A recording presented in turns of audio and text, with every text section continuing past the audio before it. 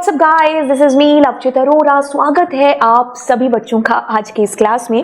तो आज की इस क्लास से एक नई कहानी स्टार्ट हो रही है जो कि है जी फाइल हैंडलिंग की। तीनों फाइल्स में से हम सबसे पहले गर्दन पकड़ने वाले हैं जी टेक्स्ट फाइल की। ऐसा है कि ये फाइल तीनों फाइल्स में सबसे ज्यादा आसान है, सबसे ज्यादा इंपॉर्टेंट तो खैर आपकी तीनों फाइल्स हैं, क्योंकि अगर बोर्ड के पॉइंट ऑफ व्यू से देखें तो तीनों फाइल से आपको प्रोग्राम्स हैं जो आते हैं, तो प्रोग्राम्स हैं तो इंपॉर्टेंट है। बाकी देखो क्या है कि अगर आपको बाइनरी और सीएसवी को अच्छे से सीखना है ना तो टेक्स्ट आपको आनी चाहिए, क्योंकि इससे आपका एक बेसिक क्लियर हो जाता है। इससे क्लियर हो जाता है कि आखिरकार फाइल क्या है, मतलब फाइल हैंडलिंग की जरूरत आपको क्यों पड़ी, क्यों आप इसको पढ़ रहे हैं, क्यों आपको डेटा स्टोर करने की नीड है जो पढ़ रही है, अलग अलग फाइलों का क्या पर्पस है। तो यहीं से आखिरकार जो हमारी कहानी है ना फाइल हैंडलिंग की वो स्टार्ट होती है। तो सबसे पहली फाइल हम यही है जो पढ़ते हैं। चलिए तीनों फाइल्स को हम एक बार साइड में रखते हैं, टेक्स्ट को, बाइनरी को, सीएसवी को। हालांकि आगे वाली क्लासेस में मैं इन सारी चीजों को क्लियर करती जाऊंगी, बट आज की क्लास के एक बार मुद्दे के ऊपर आते हैं कि हम इनको पढ़ने वाले हैं। बट उससे भी पहले we want to know that कि what is file, file handling क्या है, क्या इसकी जरूरत है, क्यों हम इसको पढ़ रहे हैं, क्या आम जो पाइथन के प्रोग्राम्स हैं उससे क्या हमारा काम नहीं चल रहा है जो हमें फाइल्स की जरूरत पड़ रही है, फाइल हैंडलिंग पढ़ने की जरूरत है जो पढ़ रही है। चलिए जानते हैं। अब देखो क्या चीज है, आपने 6th-7th में जब कंप्यूटर के साथ काम करना स्टार्ट किया होगा या जो भी क्लास में, तो फाइल ये जो शब्द है ये आपने तभी से सुनना भी शुरू कर दिया होगा या आपने बोलना भी स्टार्ट करा होगा कि आपका डेटा इस फाइल में स्टोर है, इस फोल्डर में जाकर के स्टोर है ना। आपने कोई मूवी लेकर के आए, कोई गाना लेकर के आए, आज आप लेकर के आए, फिर आपने सोचा कि अच्छा मुझे इसको बाद में देखना है, तो आपने उसको स्टोर करके रख दिया, सेव करके रख दिया, और कुछ दिन बाद जब आपको देखना था तो आपने वहीं से उस फोल्डर फाइल में से उस डेटा को उठाया और वॉच कर लिया, है ना। तो अब इस कहानी को समझो, नीड कहां से है जो पढ़ती है। उसके लिए एक बार किताबी भाषा को थोड़ा सा पढ़ते हैं और फिर उसको सिंप्लीफाई करते हैं। कहता है यहाँ पर कि file is a collection of data और इंफॉर्मेशन। फाइल के अंदर क्या है, डेटा है, इंफॉर्मेशन है, stored on our disk. Files can store information जैसे कि टेक्स्ट हो गया, कोई वीडियो हो गया, कोई इमेजेस हो गई, या फिर किसी भी प्रकार का आपका जो भी डेटा है, ठीक है, तो वो डेटा हम फाइल्स के अंदर जाकर के स्टोर करते हैं।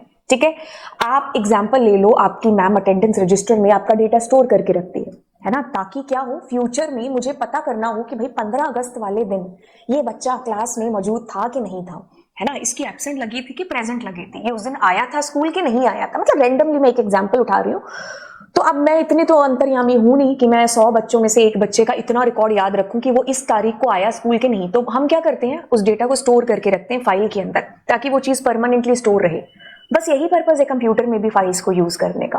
क्या करते हैं, फाइल्स के अंदर डेटा को स्टोर करके रखते हैं, कोई इंफॉर्मेशन स्टोर करके रखते हैं। अब वो डेटा आपका टेक्स्ट, इमेजेस, वीडियोस कुछ भी हो सकता था। वेरिएबल्स इन अ प्रोग्राम, जब भी हम अपने प्रोग्राम के अंदर वेरिएबल्स को डिक्लेयर करते हैं, हालांकि ये चीजें हम लोग 11th क्लास से करते हुए आ रहे हैं कि मैंने कहा बी में 40 और ए में समथिंग, तो ये भी क्या है, ये भी हमारा डेटा है नंबर्स के अंदर। तो हम इसको स्टोर करके रखेंगे वेरिएबल्स के अंदर, है ना। विच store data temporary in memory, file stores data permanently until deleted. देखो जब हम अपने प्रोग्राम्स को एग्जीक्यूट करते हैं ना, मैंने यूजर से वैल्यूज को मान लीजिए मांगा ए के अंदर, ये तो मैंने वैल्यूज दे दी, मान लो यूजर से मांगा, या ये भी वैल्यू की बात मैं कर लूं, तो ये सारा का सारा डेटा जो हमारी टेम्पररी मेमोरी है ना, रैम, उसके अंदर जाकर के एग्जीक्यूट होता है, परमानेंटली स्टोर नहीं होता। अगर मुझे इस डेटा को परमानेंटली स्टोर करना है then I need what, file. ठीक है, तो फाइल आपको पता चल गया, इट्स लाइक अ कंटेनर। ठीक है, जैसे ये कंटेनर है, इसके अंदर मुझे कुछ स्टोर करके रखना है, क्यों, क्योंकि मुझे बाद में खाना हो सकता है ना। तो वैसे ही हमारी फाइल क्या है, फाइल क्या है, कंटेनर की तरह काम करती है जिसमें हम अपना डेटा, अपनी इंफॉर्मेशन स्टोर करके रखते हैं। पर्पस वही है कि फ्यूचर में मुझे अपने डेटा के साथ में कोई काम हो सकता है। File is the collection of data, understood. अब हैंडलिंग क्या है, हैंडलिंग का बेसिक मीनिंग क्या है, कुछ मैनेज करना। ठीक है, मैनेज करके रखते हैं हम, मैनिपुलेट करके रखते हैं फाइल्स के अंदर। यूज करते हैं हम इसके लिए किसी भी प्रोग्रामिंग लैंग्वेज को। अगर हम प्रोग्रामिंग को भी यहाँ पर बीच में ना लेकर के आए तो हैंडलिंग शब्द का ही मतलब अपने आप में कुछ मैनेज करना, कुछ मैनिपुलेट करके। अब दोनों शब्दों को जब मैंने प्लस किया, फाइल हैंडलिंग, फाइल मतलब जिसमें हम डेटा स्टोर करके रखते हैं, और मैनेज करके रखना हैंडलिंग। देखो दोनों की डेफिनेशन कहती है, file handling in Python is a way to interact with files for task, जैसे कि स्टोर करना अपने डेटा को, और फ्यूचर में अगर मुझे उस डेटा को फैच करना पड़ सकता है या रिट्रीव करना पड़ सकता है तो वो मैं कर सकती हूँ। ठीक है, किसी ना किसी प्रोग्रामिंग लैंग्वेज का यूज करके। हम पाइथन का यूज कर रहे हैं तो ओके, मॉडिफाई करना है अगर मुझे डेटा को उस फाइल के अंदर स्टोर है तो यस मैं कर सकती हूँ। जैसे वो बच्चा 15 अगस्त को मान लीजिए आया हो सकता है ना, तो मैंने उसका एब्सेंट लगा दिया। अब मुझे उस डेटा को क्या करना, अपडेट करना है कि ना भाई एब्सेंट नहीं था, ही वॉज प्रेजेंट। तो ये क्या है, मॉडिफाई कर रही हूँ ऑलरेडी एग्जिस्ट डेटा के अंदर। ठीक है, मान लीजिए आपने अपना आधार कार्ड बनवाया, ठीक है, उसमें आपने अपना एड्रेस एक दे दिया, अब आपका एड्रेस चेंज हो गया, अब आपको क्या करना, नया आधार कार्ड बनवाना ना, आप क्या करोगे, पुराने डेटा को मॉडिफाई करोगे। ठीक है, आपका सरनेम चेंज हो गया तो पुराने डेटा को मॉडिफाई करना, वो भी है जो हम कर सकते हैं। ठीक है, यही चीजें हैंडलिंग, फाइल हैंडलिंग के अंदर आती है कि आप अपने डेटा को स्टोर करना, रिट्रीव अगर फ्यूचर में चाहिए। ये सारी चीजें हैं जो आपको ध्यान में रखनी है कि हम फाइल्स का यूज बेसिकली क्यों करते हैं, आखिरकार फाइल हैंडलिंग है क्या। ठीक है, तो ये सारी चीजें हमें ध्यान में रखते हुए आगे चलना है। और एक बेसिक सा एग्जाम्पल है जो मैं यहाँ पर देने वाली हूँ इसको समझाने के लिए। अब क्या है कि इमेजिन करिए कि आपने कोई एक सॉफ्टवेयर बना दिया जिसमें स्कूल के बच्चों का कुछ डेटा है जो एंटर होना है। अब क्या है कि आपके जो स्कूल के एडमिनिस्ट्रेटिव है ना, उसका एक एग्जांपल ले लिया कि कोई मिसेस शर्मा है। अब क्या करती है कि वो उस सॉफ्टवेयर के अंदर डेटा को इनपुट करती है, मतलब डेटा एंट्री करती है, नेम स्कोर और नंबर्स को, अटेंडेंस वगैरह को, जो भी बच्चों का डेटा है। अब उसने बड़ी मेहनत करके उस डेटा को उस सॉफ्टवेयर के अंदर डाला। अब जब अगले दिन वो बंदी आती है और देखती है कि यार जो डेटा कल उसने मेहनत से डाला था, आज वो सारा का सारा डेटा रिमूव हो चुका है, वाइप आउट हो चुका है। क्यों हुआ? आपसे उसका सवाल पूछा जा रहा है। अब आपने वो सॉफ्टवेयर बनाया तो आप उस सॉफ्टवेयर आपने बनाया तो उस नाते आप उसको एक्सप्लेन कर रहे हो कि भाई मिसेस शर्मा ये चीज हुई है। हाँ, फिर बाद में आपको सॉल्यूशन भी है जो देना पड़ेगा। तो मैं आपको एक जरूरत, एक नीड बता रही हूँ कि फाइल्स की जरूरत, नीड आपको कहाँ पड़ती है। अब ये आप बता रहे हो कि when a program running we input data, the data is stored RAM के अंदर। मैंने कहा ना, जैसे आपने ए में 5 डाला, बी में 10 डाला, या मिसेस शर्मा ने भी बच्चों के नाम, रोल नंबर, जो भी डेटा डाला था वो सारा का सारा हमारी रैम के अंदर, मतलब अगर हम अपने प्रोग्राम की बात करें तो हमारा डेटा सारा रैम में एग्जीक्यूट होता है। वैसे ही क्या था कि मिसेस शर्मा के जो सॉफ्टवेयर था उसमें भी जो डेटा था वो सारा रैम में जा रहा था। ठीक है, तो रैम हमारी एक ऐसी मेमोरी है जो कि टेम्परेरी मेमोरी है, वॉलेटाइल मेमोरी है। जैसे ही लाइट चली गई आपका डेटा भी वाइप आउट हो गया। ठीक है, तो जैसे ही इसने अपने कंप्यूटर को बंद किया या उस प्रोग्राम को, सॉफ्टवेयर को बंद किया, तो रैम है जो वो सारी क्लीन हो गई। तो योर सॉफ्टवेयर, जो सॉफ्टवेयर बनाया था वो रैम के ऊपर डिजाइन था। ठीक है, इस चीज को बताने के पीछे का पर्पस है कि आप दुनिया भर का लंबा प्रोग्राम आपने लिख दिया, उसमें हजारों इनपुट आपने करा लिए, एक बार आपने चीजें कर दी। अब जैसे ही आपने उस प्रोग्राम को बंद किया आपका सारा डेटा क्लीन हो गया, क्योंकि that data was stored in RAM. But हर बार हमें ऐसा तो नहीं, हम बड़े सॉफ्टवेयर पर काम कैसे करेंगे, क्योंकि हमें उस डेटा को फ्यूचर पर्पस के लिए चाहिए होगा, क्योंकि इसलिए तो हम सॉफ्टवेयर बनाते हैं ना, है ना। कब तक हम उसको याद रखेंगे? चलो मान लो हमने आज याद रख लिया, कल रोज रोज हमारे पास यही काम रह गया, नहीं ना। चलिए, अब क्या है, हमें अगर डेटा को फ्यूचर में यूज करना है तो हमारे पास सॉल्यूशन क्या है इसका। तो आपके पास सॉल्यूशन है कि आप फाइल्स का इस्तेमाल करो। ठीक है, तो फाइल्स के अंदर अपना डेटा रखो, क्योंकि वो हार्ड डिस्क यानी कि हमारी सेकेंडरी मेमोरी के अंदर स्टोर होती है परमानेंटली। तो जब चाहे तुम्हें उस डेटा के साथ जरूरत है तो उस डेटा को आप फैच कर सकते हो। वो सारी चीजें देखो जो यहाँ पर लिखी थी, स्टोर करना, रिट्रीव करना, उसको मॉडिफाई करना, ये सारी चीजें हो सकती हैं अगर हमारा डेटा हमारी फाइल्स के अंदर है। Files are stored on computer secondary memory, unlike RAM secondary memory keeps the data even when the program is closed. आप अगर कंप्यूटर को शट डाउन भी कर दोगे तो भी आपका डेटा रहेगा। जैसे ये पीपीटी है, इसको मैंने बनाया पता नहीं कब था, अब मेरे को आज इसको जरूरत पड़ रही है ना इस पीपीटी से आपको पढ़ाने की, तो ये कहां पर स्टोर थी, ये वाली, ये हार्ड डिस्क के अंदर स्टोर थी ये फाइल। ठीक है, तो हम अपने डेटा को फाइल्स में इसीलिए स्टोर करके रखते हैं, फाइल्स की जरूरत इसीलिए है जो हमारे पास आती है, ताकि हम अपने डेटा को फ्यूचर में जब चाहें तब यूज कर पाएं, कोई चेंज कर पाएं, फैच कर पाएं अपनी फाइल्स के अंदर डेटा। तो एडवांटेज क्या हो गए, data is stored permanently, superb, already existing data can be use, can be change, yes, large amount of data process हो सकता है इजिली, यस। तो ये सारे फायदे थे आपके पास फाइल्स के।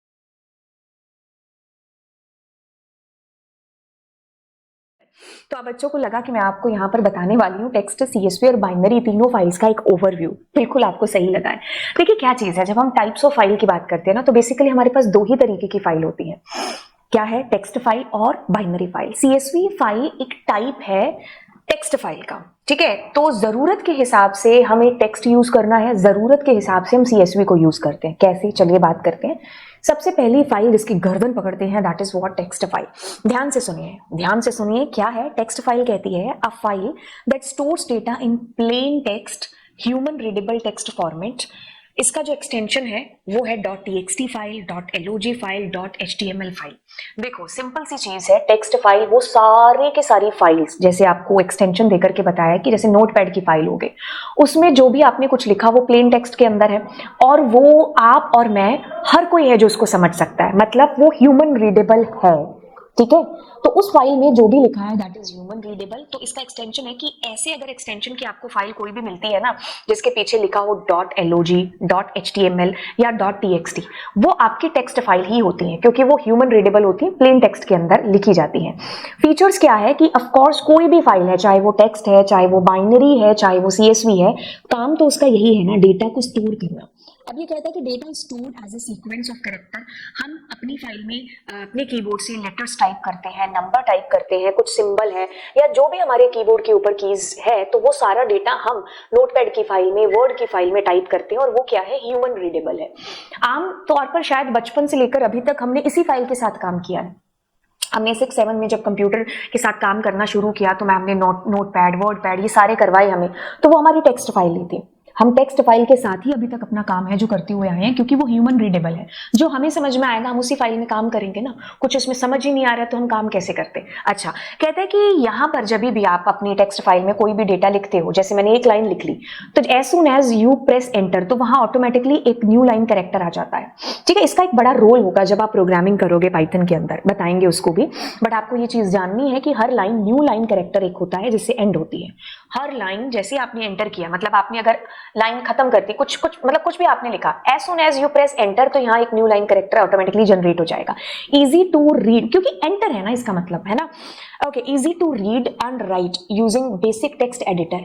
टेक्स्ट जो एडिटर है, मतलब कोई भी आप नोटपैड का इस्तेमाल कर लो, चाहे आप MS वर्ड का या वर्डपैड का, तो उसमें रीडिंग और राइटिंग इज इजी क्योंकि वो ह्यूमन रीडेबल है। तो जितने भी काम है ना टेक्स्ट फाइल के साथ में सब कुछ इजी है। अब देखिए, टेक्स्ट फाइल का ही एक टाइप है जो कि CSV फाइल है, type of text file where data is stored in tabular format. जब आपको डेटा को टेबल की फॉर्म में स्टोर करने की आवश्यकता पड़े तो हम उसको टेक्स्ट में नहीं लिखेंगे, हम उसको CSV फाइल के अंदर लिखेंगे। आई बात समझ में? जैसे मान लीजिए तुमने पार्टिसिपेट किया किसी ऐसे राइटिंग के अंदर, नहीं आपने पार्टिसिपेट किया चलो ऐसे राइटिंग के अंदर, है ना, तो अब आपको ऐसे लिखने की जरूरत पड़ रही है। ठीक है, तो आप क्या कर रहे हो, उसको पूरा टेक्स्ट फाइल के अंदर लिख रहे हो। अब आप क्या कर रहे हो, दूसरा एग्जांपल लेते हैं कि आपको बच्चों के नाम स्टोर करने या लिखने हैं कि किन किन बच्चों ने ऐसे राइटिंग के अंदर पार्टिसिपेट किया है, कितने लड़के हैं, कितनी लड़कियां हैं, कौन सी क्लास के अंदर हैं। तो ऐसे में मेरे ख्याल से हमें जो है टेबल की फॉर्म में डेटा अगर हम रखेंगे तो वो ज्यादा अंडरस्टैंडेबल होगा। जैसे हम IRCTC की वेबसाइट पर देखते हैं, वहां पर एक टेबल की फॉर्म में बताया गया होता है कि कौन सी ट्रेन कब आने वाली है, कौन से प्लेटफॉर्म पर आएगी, कितनी देर से आएगी, वो कितनी लेट हो रही है। तो जब हमें हमारे डेटा की जो जरूरत है ना वो टेबुलर फॉर्मेट में लिखने की पड़े, तब हम इस फाइल का यूज है जो करते हैं। ठीक है, अब ये कहता है कि with value separated by comma, इसका नाम क्या है, कॉमा सेपरेटेड वैल्यू। तो इसमें जो बाय डिफॉल्ट डेलीमीटर यूज होता है ना दैट इज व्हाट कॉमा। इसके अलावा भी सेमीकोलन वगैरह आप दूसरे डेलीमीटर्स का यूज भी है जो कर सकते हो। बाय द वे इसमें जो बाय डिफॉल्ट है वो क्या है आपका कॉमा, क्योंकि इसका नाम ही कॉमा सेपरेटेड वैल्यू है। तो जब आपको आपके डेटा को एक पैराग्राफ की फॉर्म में नहीं लिखना है, आपको टेबल की फॉर्म में उसको लिखना है, तब हम इस टेबुलर फाइल यानी कि CSV फाइल का यूज है जो करेंगे। तो इसका एक्सटेंशन होता है .CSV स्मॉल के अंदर। ठीक है, ये डॉट ऐसे ही है, मैंने लाइन एंड का डॉट डाला है, इस डॉट का इससे कोई मतलब नहीं है। अब इसके फीचर्स क्या हो गए, use to store structured data like table, rows and columns का कॉम्बिनेशन टेबल है। तो बस जब टेबल की बात हो रही है तो that means we are talking about CSV file. Each row is a line and column are separated by comma. इसको मैं अभी प्रैक्टिकल करके बताती हूँ। Can be open in text editor और spreadsheet software like Excel etcetera. अब देखो क्या चीज है, मैं क्या करती हूँ, यहाँ पर पहले नोटपैड ओपन करती हूँ। ठीक है, जैसे मैं इस वेबसाइट पर गई और यहाँ से मैंने जो है ये एक पॉइंट है जिसको मैंने ले लिया। अब मैं क्या करती हूँ, इसको यहाँ पर कॉपी कर लिया। अब ध्यान से देखो, एक लाइन लिखी मैंने और इसके बाद में क्या आ रहा है, यहाँ पर न्यू लाइन, क्या आ रहा है, न्यू लाइन, क्या आ रहा है, न्यू लाइन, है ना। अब मैं इसको सेव कर देती हूँ। तो ये जो है डेस्कटॉप पर लेट सपोज मैंने सेव किया, तो मैंने कहा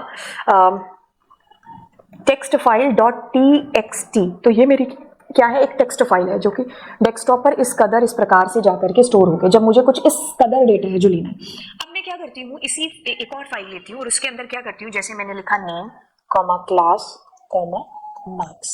ठीक है, अब मैं क्या करती हूँ, मैंने जैसे नेम में लिख दिया नेम और क्लास में देन मार्क्स में, अब मैंने यहाँ पर लिख दिया, ठीक है, और मैंने मार्क्स में एंड देन क्लास में एंड मार्क्स में, फिर मैंने, ठीक है। तो अब मैं क्या कर रही हूँ, इसको CSV फाइल में स्टोर कर रही हूँ। मतलब मैंने कहा CSV फाइल example.csv, ठीक है, तो मैंने इसको जो एक्सटेंशन दिया है that is what CSV save कर दिया। अब मैं जब गई तो देखो ये वाली file is stored in CSV format. जैसे ही मैं इसको ओपन करती हूँ तो आप एक चीज पाओगे कि ये फाइल जो मैंने वो डेटा भी स्टोर किया ना याना सोहन का, वो इस तरीके से टैबुलर फॉर्म के अंदर आ गया, टेबल की फॉर्म में ऐसे आपका डेटा स्टोर है। तो अभी जो सेकंड लाइन लिखी हुई थी ना बच्चे, कौन सी थी? Each row in a line and column are separated by comma. तो अगर मेरी कोई फाइल इसमें भी स्टोर है ना, तो उसको भी मैं दोबारा से उसमें नोटपैड में ओपन कर सकती हूँ। तो क्या करना पड़ेगा? राइट क्लिक, ओपन विद करके हम करते हैं ना नोटपैड, तो it will be coming like this. ठीक है, तो ये आपकी कौन सी फाइल होगी? CSV फाइल होगी, जो कि एक पार्ट ही है किसका? टेक्स्ट फाइल का। बस आपकी जरूरत चेंज हो गई, दैट इज कि मुझे टेबल की फॉर्म में डेटा को लिखना है। जरूरत कुछ भी हो सकती है, जैसे एग्जांपल दे दिया आपको मैंने, है ना, IRCTC का, या फिर कोई आप किसी कंपटीशन में कौन सी टर्न जो है आने वाली है किस बच्चे की, तो उसका एक आप असेंडिंग ऑर्डर में एक शीट है जो बना रहे हो, या आप उसको मार्क्स भी दे रहे हो, तो हम यूजुअली CSV फाइल है जिसका हम लोग यूज करते हैं, मतलब हम टेबल का ही यूज है जो करते हैं ताकि वो चीज समझ में आ पाए। अब हम उस फाइल की बात करते हैं जो कि दूसरा टाइप है, जो कि बाइनरी फाइल है। जैसे बाइनरी शब्द आता है तो हमारे दिमाग में दो चीजें आती हैं, क्या? एक तो 0 और एक 1, है ना।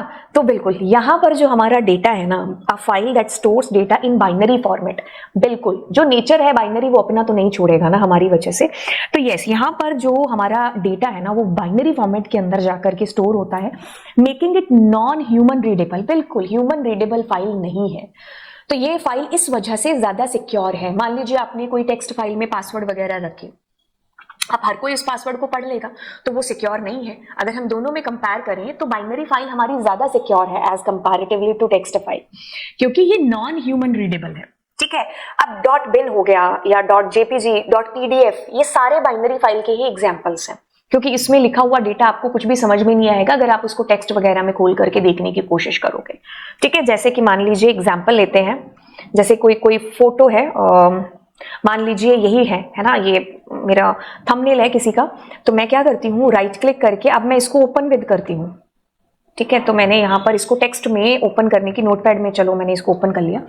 तो अभी देखो मेरे पास ये अजीब से टेक्स्ट आएंगे, फूल गोभी पत्ते, कुछ इस तरीके से देखो ऐसे बना हुआ सा, है ना, तो कुछ अंडरस्टैंड नहीं हो रही है चीजें। तो ये हमारा कौन सा फॉर्मेट है? ये बाइनरी का फॉर्मेट है। ठीक है, तो हमें नहीं समझ में आएगा।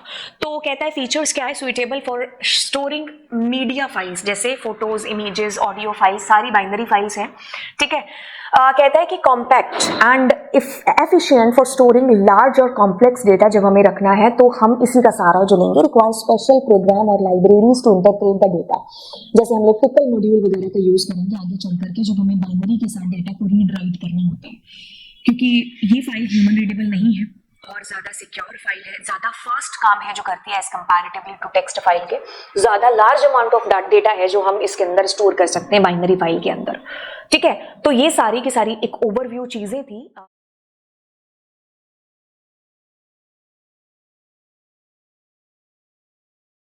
वो सारा अंतर जो आपने पिछली क्लास में देखा था टेक्स्ट और बाइनरी के अंदर, वही अंतर है बेसिकली CSV और बाइनरी के अंदर, क्योंकि CSV फाइल टेक्स्ट फाइल का ही एक टाइप है। जब हमें डेटा को टेबल की फॉर्म के अंदर दर्शाना होता है तब हम CSV फाइल का चुनाव करते हैं, लेकिन जब हमें एक टेक्स्ट की फॉर्म में, एक पैराग्राफ की फॉर्म में डेटा लिखना है तो हम टेक्स्ट फाइल का चुनाव कर रहे होते हैं। ठीक है, अब बाइनरी फाइल की बात हो रही है तो मतलब हम दो जो हमारी बिट फॉर्म है उनकी बात करेंगे, किसकी? एक 0 की और दूसरी हम 1 की बात कर रहे हैं। हमारा डेटा इस फॉर्म में जाकर के, इस फॉर्मेट में जाकर के स्टोर होता है जो कि ह्यूमन रीडेबल नहीं होता है। ठीक है, तो जिस फॉर्म में मेमोरी में जाकर के स्टोर होता है उसी फॉर्म के अंदर यहाँ फाइल में हमारा डेटा हमें विजुअल होता है। एंड जैसे हम बात कर ले किसी भी वीडियो की, इमेजेस की, PDF फाइल या फिर हम प्रोग्राम्स की, तो ऐसे किस्म के डेटा के लिए बाइनरी फाइल का चुनाव है जो किया जाता है, क्योंकि ह्यूज अमाउंट ऑफ डेटा जब हम स्टोर करते हैं तो हम इसके अंदर आसान होता है, क्योंकि जो है ये बड़े डेटा को बड़े आसान तरीके से हैंडल कर लेती है और प्लस ये ह्यूमन रीडेबल नहीं होती है और इस वजह से ये सिक्योर भी ज्यादा मानी जाती है as comparatively to CSV and text file के मुकाबले। वही जो हमारी CSV फाइल है वो जब हमें डेटा को टेबल की फॉर्म में लिखना है, मतलब हमें रोज और कॉलम्स की फॉर्म में लिखना है और हम चाहते हैं कि that would be human readable, that time हम यूज कर रहे होते हैं CSV फाइल का। ठीक है, अब इसमें क्या है, डेटा जो है हमारा वो कॉमा से सेपरेट होता है बाय डिफॉल्ट। इसमें जो डेलीमीटर यूज होता है comma separated value CSV file में, दैट इज कॉमा। इसके अलावा भी डेलीमीटर हम यूज कर सकते हैं, बट बाय द वे इसके नाम से हमें पता चल रहा है कि बाय डिफॉल्ट डेलीमीटर है, that is what, comma. Okay, वहीं पर हम कोई डेटा सेट है या हम स्प्रेडशीट वगैरह की बात करते हैं, जब हम रिकॉर्ड्स टेबल की फॉर्म में देखते हैं तो वो हमारी CSV फाइल है। ठीक है। हमारी बाइनरी फाइल की बात करें तो हमारी binary file is non human readable, ठीक है। इसलिए ये फास्ट भी है क्योंकि इसमें यहां पर एनकोडिंग और डिकोडिंग की जरूरत नहीं पड़ती है, ठीक है। तो जो फॉर्म में मेमोरी में डेटा स्टोर होता है वही फॉर्म के अंदर जो डेटा है इसमें रहता है। और अगर हमें फ्यूचर में कभी कन्वर्जन करने की जरूरत पड़ती भी है तो हम जो है अपिकल मॉड्यूल या अलग मॉड्यूल्स वगैरह का यूज करके वो चीज कर रहे होते हैं। बाकी हम जब फाइल्स के अंदर मतलब हमें चाहिए कि फास्ट काम करे और लार्ज अमाउंट ऑफ डेटा जो कि स्पेशली नॉन टेक्स्ट डेटा हो मतलब ह्यूमन रीडेबल ना हो, तब हम इस बाइनरी फाइल का चुनाव है जो कर रहे होते हैं। तो ये डिफरेंस था बाइनरी के अंदर और सीएसवी फाइल के अंदर। आई होप आपको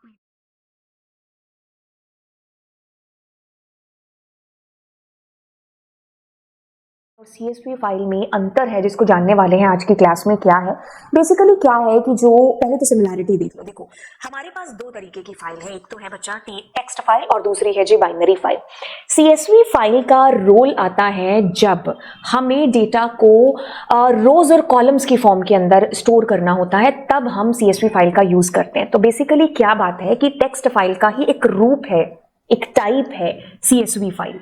जब हमें हमारे डेटा को एक पैराग्राफ की फॉर्म में या फिर मैं यूं ही अपने डेटा को स्टोर कर रही हूँ, कुछ मुझे टेबल वेबल की फॉर्म में नहीं चाहिए, तो मैं टेक्स्ट फाइल का चुनाव करूंगी। वहां पर मेरी जरूरत थोड़ी सी चेंज हो गई। मान लो मुझे कुछ आइटम्स को स्टोर करके रखना अलॉन्ग विद देयर प्राइस, या फिर मैं जैसे आप आईआरसीटीसी का एग्जांपल ले सकते हो। वहां पर एक टेबल की फॉर्म में हमें समझाया जाता है कि ये वाली ट्रेन इस प्लेटफॉर्म पर इतने बजे आ रही है और ये इतने मिनट लेट है ना। तो ये सारी चीजें जब लिखी होती है तो हमें जल्दी से फटाफट से चीज समझ में आ जाती है।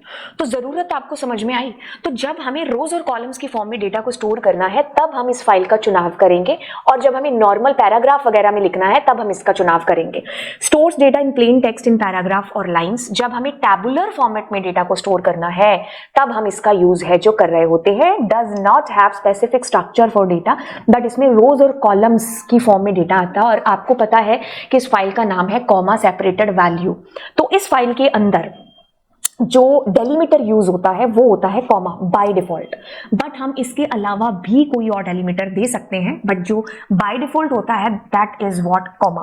अब जैसे आपने नोट्स है या लॉग्स वगैरह है जो वो हमारे टेक्स्ट फाइल के अंदर हम लिखते हैं अगर हम नोटपैड वगैरह को ओपन करते हैं। बाकी हम सीएसवी फाइल की बात कर ले तो सीएसवी फाइल हमारा जैसे हम स्प्रेडशीट वगैरह की बात करते हैं, तो अभी मैंने एक एग्जाम्पल भी है जो दिया था। लेट्स इस वेबसाइट पर गई और यहाँ से मैंने जो है ये एक पोइम है जिसको मैंने ले लिया।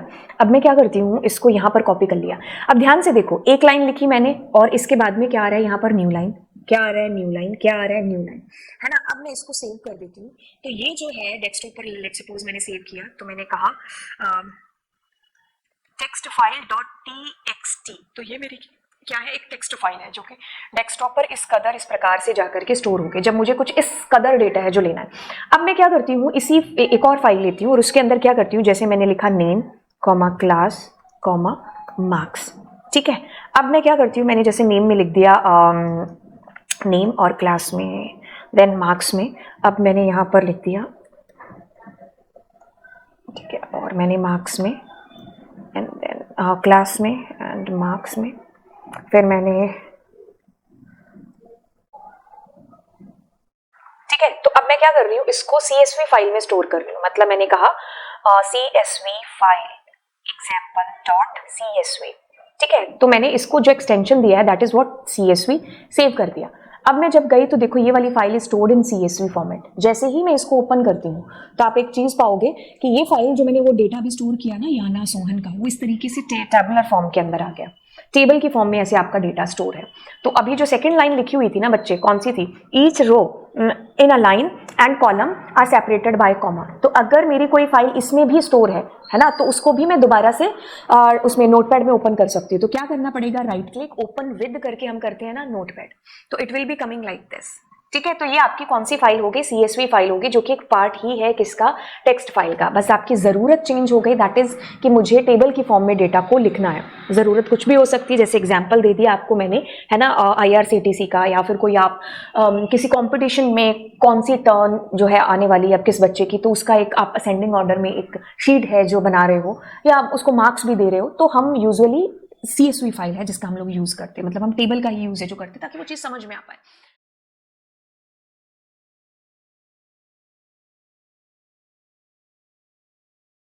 फटाफट 5 मिनट की क्लास को स्टार्ट करते हैं। अब देखिए कहते हैं कि बाइनरी फाइल और टेक्स्ट फाइल दोनों में क्या डिफरेंस है। ये वो क्वेश्चन है जो पेपर में आमतौर पर यूजुअली पूछा जा सकता है या जाने वाला है।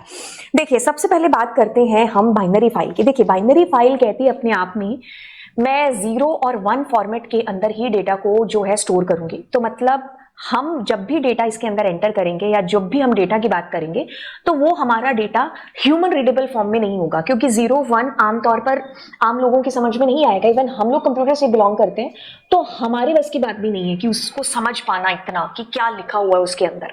ठीक है, तो ये 0 और 1 इसके अंदर। लेकिन यहां पर जो हमारा डेटा है ना टेक्स्ट फाइल के अंदर, वो हम नंबर, कैरेक्टर, ये सारी चीजें हम डालते हैं जो भी हमारे कीबोर्ड के ऊपर है। ठीक है, चाहे मुझे पोइम लिखनी है या कुछ कैलकुलेशन करनी है, कुछ पैराग्राफ लिखना है, तो मैं टेक्स्ट फाइल के अंदर डेटा आमतौर पर जो भी नंबर, कैरेक्टर है यूज करते हुए लिखती हूँ। ये मैंने बताया कि भाई नॉन ह्यूमन रीडेबल है। वहीं पर बाइनरी फाइल के मुकाबले जो टेक्स्ट फाइल है that is human readable file, more efficient for storing and reading data as its raw form. जो भी डेटा है वो रॉ फॉर्म की फॉर्म में जाता है। ठीक है, क्योंकि हमें समझ में नहीं आएगा वो 0 1 की फॉर्म में, जिस फॉर्मेट में वो मेमोरी में स्टोर होता है वही फॉर्म रहती है उसकी। इसको कुछ कोड डिकोड नहीं करना पड़ता है। ठीक है, कि आप इसको कन्वर्ट करें पहले, मतलब कन्वर्ट करें ह्यूमन रीडेबल फॉर्म के अंदर, नहीं। उसके लिए हमें एक्स्ट्रा मॉड्यूल्स का इस्तेमाल करना पड़ेगा, जो कि हम बाइनरी फाइल के टाइम पर सीखेंगे भी कि हम कैसे पिकल मॉड्यूल में डंप और लोड फंक्शन का इस्तेमाल करके ये चीज कर रहे होते हैं। ठीक है, लेकिन अगर हम फाइल के अंदर के डेटा की बात करें तो दैट इज ह्यूमन रीडेबल नहीं होता है। और binary file can hold exactly data as it's stored in the memory without need for coding, decoding, encoding, decoding हमें करने की जरूरत नहीं पड़ती है। मतलब उसी फॉर्म के अंदर डेटा जाकर के इस फाइल में स्टोर होता है। जैसे कि इमेजेस की बात कर लो, आप वीडियोस की बात कर लो, प्रोग्राम्स की बात कर लो, तो ये सारे एग्जांपल्स हैं आपके बाइनरी फाइल्स के। लेकिन वहीं पर हम मैसेजेस की बात कर लें, लॉग फाइल्स की बात कर लें, हम नोट्स की बात कर ले, तो ये सारा डेटा आपका टेक्स्ट के अंदर है जो जाकर के टेक्स्ट फाइल में ह्यूमन रीडेबल फॉर्म के अंदर जाकर के स्टोर होता है। बाइनरी फाइल हमारी इसी वजह से, क्योंकि देखो हमने अपनी बाइनरी फाइल की बात करी तो इसमें जिस फॉर्म के अंदर मेमोरी में डेटा जाकर के स्टोर होगा ना, वही फॉर्म में इसमें डेटा स्टोर होता है, तो इसको कुछ एनकोडिंग डिकोडिंग करने की जरूरत पड़ती नहीं है। ठीक है, तो इसी वजह से क्या है कि थोड़ा फास्टर काम करता है as comparatively to text file. तो जब हमें बड़े अमाउंट के डेटा के साथ काम करनी है और हम चाहते हैं कि वो डेटा सिक्योर रहे, तो हम बाइनरी फाइल का चुनाव है जो करते हैं। For large amount of data, specially non text data, जैसे कि कोई वीडियोस है या कोई प्रोग्राम्स हैं या कोई इमेजेस हैं, तो उस फॉर्म के डेटा को के चुनाव के लिए हम मतलब बाइनरी फाइल का इस्तेमाल कर रहे होते हैं। Text file are easier to work with and faster for small files when the data needs to be human readable. जब हमें ह्यूमन रीडेबल फॉर्म के अंदर डेटा को देखना है या उसको आगे यूज करना है, तब हम टेक्स्ट फाइल का इस्तेमाल कर रहे होते हैं। तो छोटे लेवल की फाइल्स हैं, जैसे मुझे ज्यादा बड़े फाइल के साथ काम नहीं करना है, तो हम इसको यूज करेंगे, किसको, हमारी टेक्स्ट फाइल को। तो बाकी आपने पीडीएफ फाइल देखी होगी, आपने इमेजेस, वीडियो फॉर्म की फाइल जो भी आपने देखी होगी, वो सारी हमारी बाइनरी फाइल के फॉर्मेट के अंदर ही होती है। फाइल की बात करें तो जो भी डेटा इसमें आता है वो हम समझ सकते हैं। आप एग्जांपल ले लो किसी भी नोटपैड का, किसी भी वर्ड पैड का, या एमएस वर्ड में भी जो भी आप डेटा लिखते हो दैट इज ह्यूमन रीडेबल। जो भी हमारे ये कीबोर्ड के ऊपर कीज होती हैं, तो वो हम सारी की सारी प्रेस करके अपने डेटा को लिख रहे होते हैं, जो भी लिखना होता है।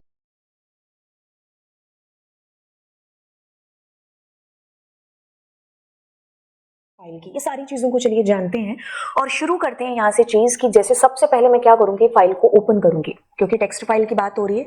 तो टेक्स्ट फाइल को मैंने क्या किया, नोटपैड ओपन कर लिया। जो मैंने अभी आपको प्रैक्टिकल बताया वो मैंने यहाँ स्क्रीनशॉट्स लगा दी। अब आपको ये चीज पता है कि इसमें एंड ऑफ लाइन कैरेक्टर क्या होता है, कि जैसे आप यहाँ पर कोई भी लाइन आपने खत्म की और जैसे ही आपने एंटर प्रेस किया तो एक end of line character generate हो जाएगा। ठीक है, आप इस फाइल को सेव करते हैं .txt फॉर्मेट के अंदर। ये जाकर के स्टोर हो जाएगी आपकी फाइल, जहां पर भी आप जो भी डायरेक्टरी आपने चूज की है तो वहां पर सेव हो जाएगी। जैसे इसकी लोकेशन आप देख सकते हो उस पर राइट क्लिक करके।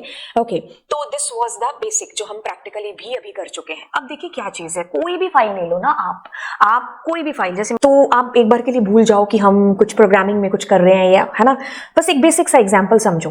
कोई भी फाइल आपके हाथ में आ गई तो अब आप क्या करोगे इस फाइल के साथ में। सबसे पहला जो काम आपका होगा, आपने क्यों लिया फाइल को, आपको क्या करना है, अब इस फाइल को ओपन करना है। एक जनरल ह्यूमन नेचर अगर हम कहें तो हम ओपन करेंगे। अब ओपन करने के बाद में हम इसके अंदर कुछ कुछ काम करेंगे। क्या काम करेंगे, या तो हम कुछ रीड करेंगे, मतलब हम सिर्फ देखेंगे कि क्या है, और या फिर हम कुछ लिखेंगे, और या फिर हम दोनों चीजें करेंगे, मतलब देखेंगे भी और लिखेंगे भी। एक आम नेचर क्या होता है, अगर हम किसी भी फाइल को ओपन करते हैं, ओपन किया, उसके अंदर हम या तो सिर्फ देख देख के काम कर लेंगे और या फिर हम कुछ लिखेंगे या फिर दोनों चीजें हम कर रहे होते हैं, है ना। ओके, अब फाइनली हम क्या करेंगे, हम अपनी उस फाइल को क्लोज कर देंगे। ये एक बेसिक सी चीज है जो हम हर फाइल के साथ में करते हैं। अभी हम टेक्स्ट फाइल की बात कर रहे हैं, बाद में हम बाइनरी CSV की बात करेंगे, तो उसमें भी ये तीनों चीजें होंगी। आप फाइल को ओपन करें, ओपन करते वक्त आपको ये बताना है कि आपको प्रोसेस किस पर करनी है, मतलब क्या पर्पज है आपको उसको ओपन करने का। क्या आप उसमें से डेटा सिर्फ रीड करना चाहते हैं, क्या उसमें कुछ लिखना भी चाहते हैं, या फिर आप दोनों चीजें करना चाहते हैं। तो ये पर्पज हमें बताना होता है, जो कि अभी मैं आपको आगे बताऊंगी, प्रोग्रामिंग के थ्रू बताना होगा आपको। इसमें तो खैर नहीं, लेकिन हाँ पता तो होता है दिमाग में कि मैंने क्यों फाइल को ओपन किया है। फिर प्रोसेस होती है चीजें एज पर जिस मोड से आपने फाइल को ओपन किया है। रीड है तो हम रीड के फंक्शन से फाइल का डेटा रीड करेंगे, राइट करना है तो हम राइट वाले फंक्शंस लगा के डेटा को राइट कर रहे होंगे, और फाइनली हमें फाइल को क्लोज करने की जरूरत है जो पड़ती है। मतलब दुनिया की कोई भी फाइल आपने उठाई, हम यहाँ पर टेक्स्ट फाइल का एग्जांपल ले रहे हैं, टेक्स्ट फाइल, या तो डेटा राइट करना है या फिर डेटा रीड करना, और फाइनली उसको हम क्लोज कर देंगे। अब जब मैंने आपसे कहा कि आप जब फाइल को ओपन करेंगे ना, तो आप एक पर्पस बता रहे होंगे कि क्यों आपने फाइल को ओपन किया है। ठीक है, तो पर्पस यानी कि हम यहां पर बात कर रहे हैं मोड ऑफ दी फाइल, मतलब फाइल का मोड क्या है जो यहां पर रखेंगे हम। मतलब हमें डेटा सिर्फ रीड करना है खाली, हमें डेटा को राइट करना, उसके अंदर हम रीड और राइट दोनों चीजें करना चाहते हैं। तो ये सारी चीजें हमें प्रोग्रामिंग के अंदर इन मोड्स के थ्रू है जो बतानी होती है।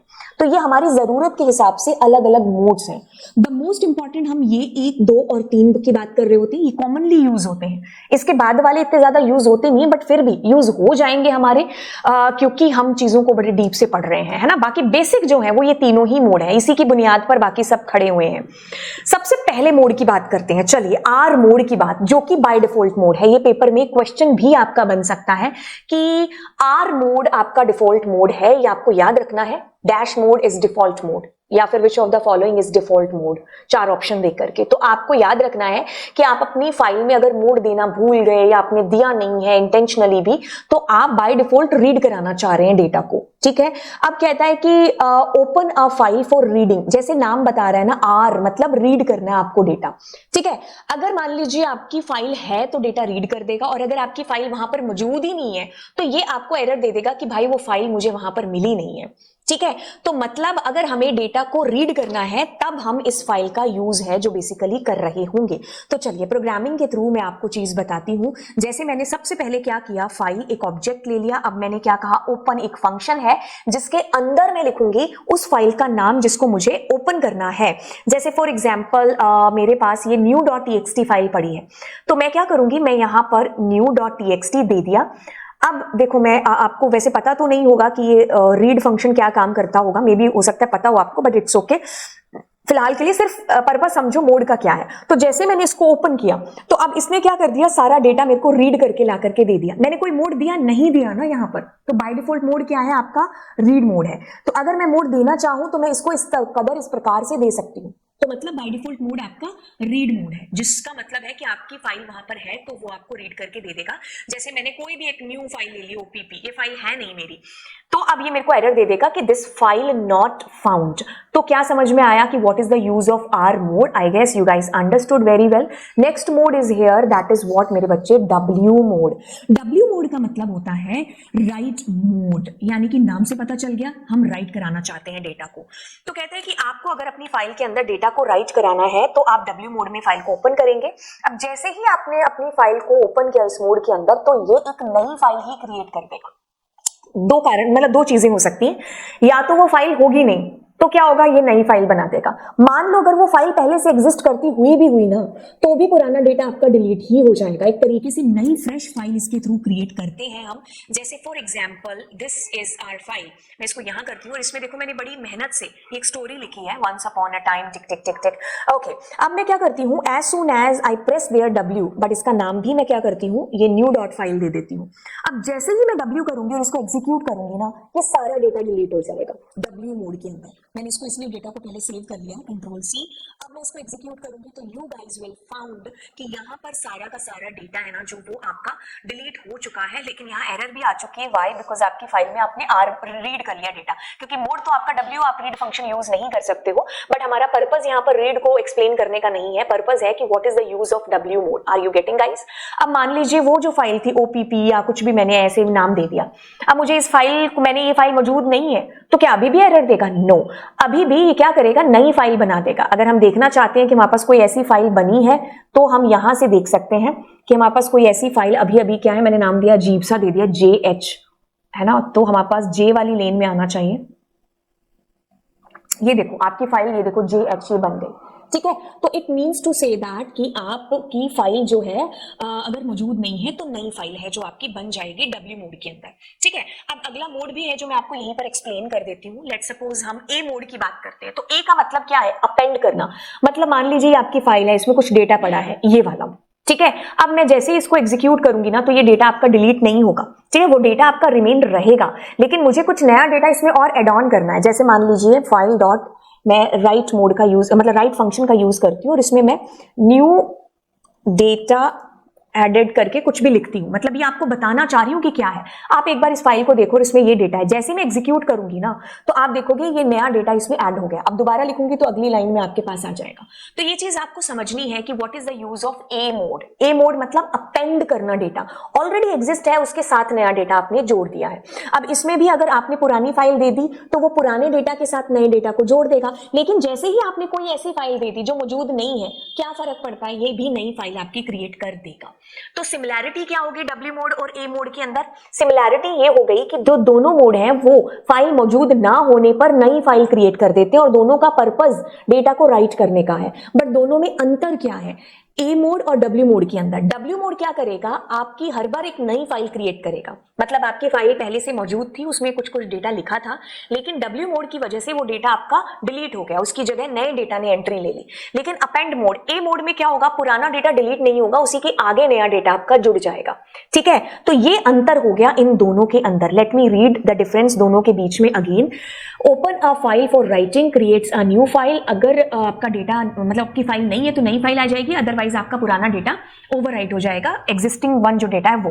अपेंड मोड क्या करेगा, राइटिंग मोड के लिए ओपन करेगा एक नई फाइल, आपकी इसमें क्रिएट तब होगी अगर वो फाइल मौजूद नहीं है, बट अगर वो फाइल मौजूद है और उसमें डेटा है तो ये उसके आगे न्यू डेटा ऐड कर देगा, जो हमने अभी अभी यहाँ पर देखा है। अब देखो क्या चीज है, इसको मैं थोड़ा सा और ज्यादा एक्सप्लेन करके, अब इसका डिफरेंस हम लोग यहाँ पर देख लें, आर मोड, डब्ल्यू मोड और हमारा ए मोड, ठीक है। आर मोड यानी कि डेटा को हमें क्या करना है, ओनली रीड, यहाँ पर हमें डेटा को राइट और यहाँ पर हम डेटा को अपेंड करना चाहते हैं।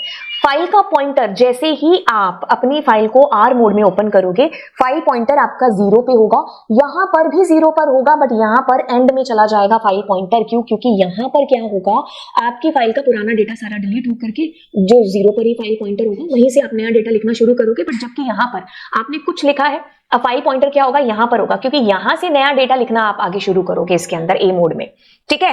अब इसके अंदर अगर आपकी फाइल मौजूद नहीं है तो ये आपको एरर देगा, यहाँ पर आपको कोई एरर नहीं आएगी, यहाँ पर भी आपको कोई एरर नहीं आएगी, ठीक है, क्योंकि ये क्या करेंगे, दोनों के दोनों न्यू फाइल क्रिएट कर देंगे, ठीक है। और इसमें पुराना डेटा आपका वाइप आउट हो जाएगा, इसके अंदर आपके पुराने डेटा के साथ ही नया डेटा आपका जुड़ जाएगा। फाइल पॉइंटर को ध्यान रखिएगा, फाइल की एरर कहां पर आती है, ये चीजें आपको ध्यान देने की जरूरत है इसके अंदर। तो ये हमारा आर मोड, डब्ल्यू मोड और ए मोड के अंदर अंतर रहा। चलते हैं अगले मोड की तरफ जो कि आपका है एक्स मोड। देखिए एक्स मोड की बात ऐसे है कि भाई ये सिमिलर है पूरा का पूरा डब्ल्यू मोड के, लेकिन एक अंतर है दोनों के बीच में। देखो सिमिलैरिटी है कि भाई दोनों डेटा को राइट ही करते हैं, लेकिन क्या है कि जैसे डब्ल्यू मोड में आपने फाइल को ओपन किया तो इसने पुराना डेटा सारा ओवरराइड कर दिया और नए डेटा को उसमें जगह दी थी। मान लो वो फाइल एग्जिस्ट नहीं करती थी तो ये नया फाइल क्रिएट कर रहा था। बट एक्स मोड में क्या होगा कि ये हर बार एक नई ही फाइल क्रिएट करेगा। मीन्स टू से दैट कि मैं क्या कर रही हूँ, जैसे मान लीजिए ये फाइल है और मैंने इसको एक्स मोड में ओपन किया, अब ये न्यू फाइल आपके पास पहले ऑलरेडी एग्जिस्ट करती है ना, अब ये आपको फाइल फाउंड एरर दे देगा कि फाइल एग्जिस्ट करती है, मतलब इसके लिए हर बार एक नई फाइल ही होना जरूरी है। जैसे मैं यहाँ पर 2 एक नई फाइल बनाती हूँ, न्यू फाइल 2, तो एरर नहीं आई। अब मैं इसी प्रोग्राम को दोबारा एग्जीक्यूट करूंगी तो एरर आएगी क्योंकि वो फाइल अभी बन चुकी है। तो एक्स मोड कहता है कि मैं हमेशा एक नई ही फाइल है जो क्रिएट करूंगा। तो जब आपको ऐसी जरूरत पड़ती है तब हम एक्स मोड का यूज है जो करते हैं। बाकी देखो बी क्या है कि आप अगर बाइनरी फाइल के साथ में काम करते हैं तो वहां पर जब हमें रीड राइट और अपेंड करना है तो हम साथ में बस बी लगा देते हैं। ऐसा नहीं है कि बाइनरी फाइल के अंदर कोई दूसरी दुनिया से कोई मोड उठ करके आएंगे और लगाएंगे, बस वही मोड है, साथ में उसके बी लगा देते हैं। ठीक है, वहीं पर फिर हम बी बाइनरी फाइल के साथ काम कर सकते हैं। मतलब वही है जो रहेगा, जो है आर मोड, डब्ल्यू मोड और ए मोड का।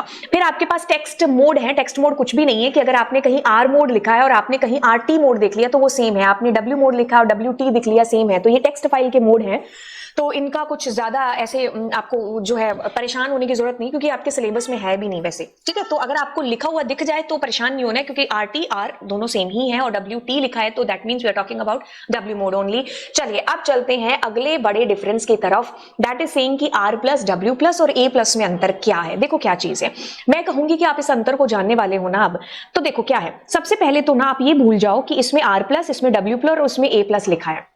क्यों? क्योंकि जो ये है ना वो तो ये है ही। मतलब आर मोड कहता है कि मैं जो है अगर फाइल का पॉइंटर की बात करें तो फाइल का पॉइंटर 0 पर होगा तो बिल्कुल वो है।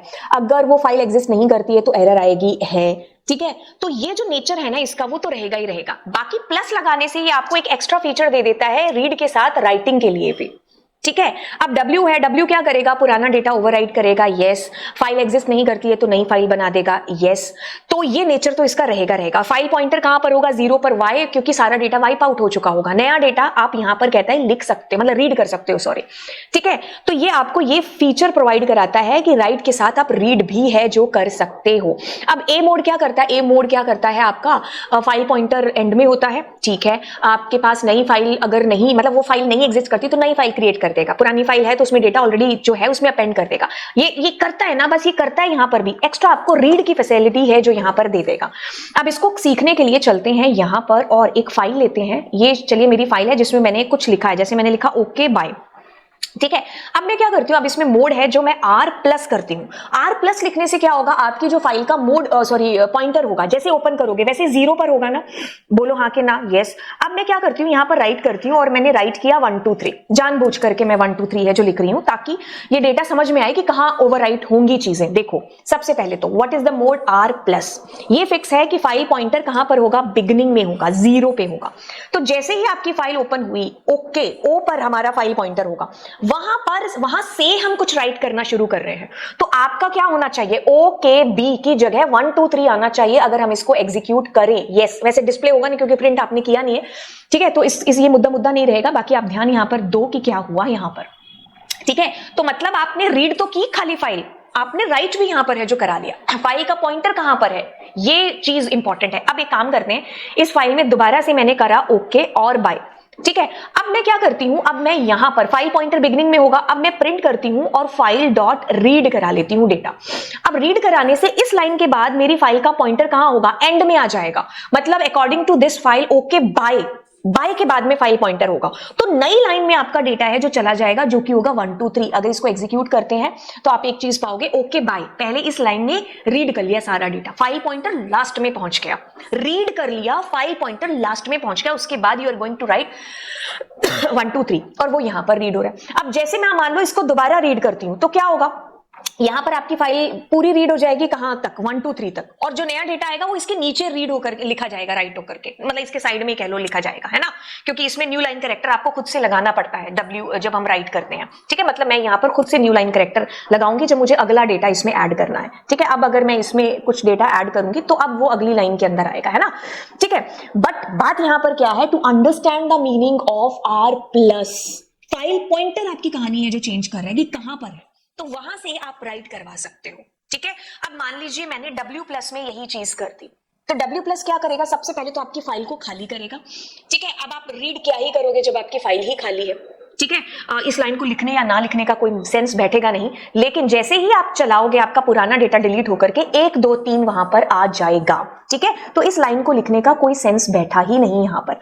तो बात ये समझ में आई कि W प्लस मोड क्या करेगा, W प्लस मोड आपकी फाइल का डेटा डिलीट करके नया डेटा आप यहां पर इंसर्ट कर सकते हो। हाँ, इसमें आप रीड भी है जो कर सकते हो। अब डेटा को कैसे रीड कर सकते हो, जैसे मान लो मैं यहां पर प्रिंट कर दूं, ठीक है, मतलब प्रिंट और मैंने कहा फाइल डॉट रीड, ठीक है। अब मैं देखो जैसे मैं इसको चलाती हूं तो मेरे पास कुछ भी डेटा यहां पर रीड होकर के नहीं आया। The reason was what, reason was कि जैसे आपने राइट किया डेटा तो फाइल पॉइंटर कहां है, लास्ट में। अब वहां से तुम क्या रीड करोगे, इसके लिए तुम्हें क्या करना पड़ता, इसके लिए तुम्हें फाइल डॉट सीक करना पड़ता और सीक 0 पर पहुंचाना पड़ता, फिर आप वहां से डेटा को रीड कर सकते थे, जो कि आपने ये किया, ठीक है। तो क्या समझ में आया, डब्ल्यू मोड में क्या होगा, पहले फाइल का डेटा डिलीट होगा, फिर आप राइट कर पाओगे, रीड करना है तो आप कर लो, जैसे मैंने सीक के थ्रू फाइल पॉइंटर को 0 पर पहुंचाया, फिर डेटा आपका रीड किया, ठीक है। तो ये चीजें हो सकती हैं। अब यहां पर जैसे मैं मान लो मैं एक ही कैरेक्टर रीड करना चाहती हूं, अगर आपको रीड आता है तो एक रीड हो जाएगा यहां से, है ना। तो मतलब आप रीड के साथ, मतलब आप राइट तो कर ही रहे हो, साथ साथ आप रीड भी कर सकते हो इफ यू आर यूजिंग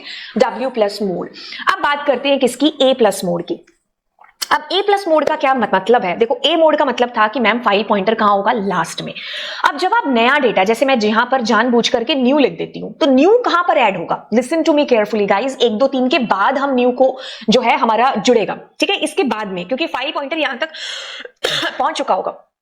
फिर आप उसको सीक 0 करोगे, मतलब 0 पर पहुंचा के फिर आप उसमें से रीड करोगे सारे कैरेक्टर्स। तो एक तो आपको ये सारा रीड होकर के दिख गया, बाकी आपने क्या किया, पहले सारा डेटा रीड हुआ और फिर आपका उसके साथ ही नया डेटा है जो है ऐड हुआ।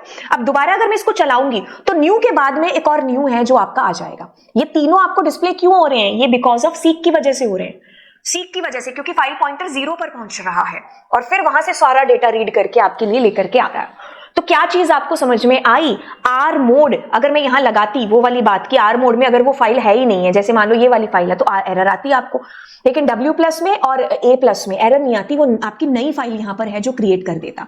तो आपको क्या चीज समझ में आई, तीनों के अंतर अगर हम यहां पर देखें, ध्यान से सुनिए, opens an existing file for both reading and writing, दोनों के लिए आप कर रहे हैं।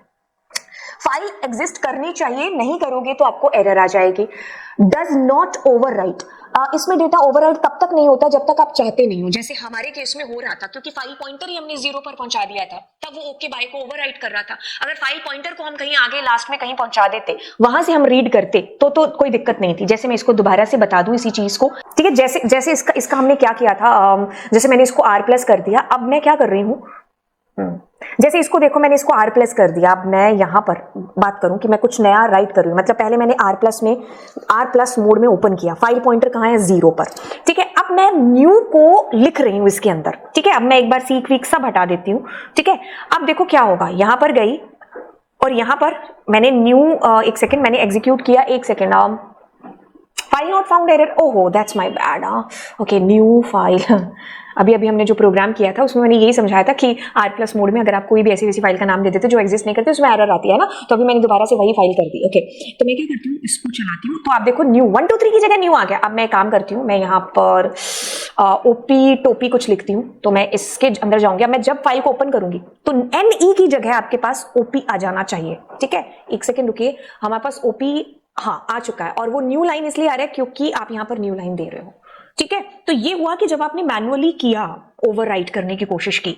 अदरवाइज आप ये भी काम है जो कर सकते थे, क्या कि आप जो है अपनी फाइल का पॉइंटर पहले लास्ट में पहुंचा देते, ठीक है। आपने क्या किया, सीक, और अब आप अपनी फाइल के पॉइंटर को पहुंचाओ यहां से एंड तक, जहां पर भी आपका मन कर रहा है। तो जैसे मैंने कहा कि मेरी फाइल का पॉइंटर 9 स्टेप आगे चला जाए, तो मैं यहाँ पर क्या करती हूँ,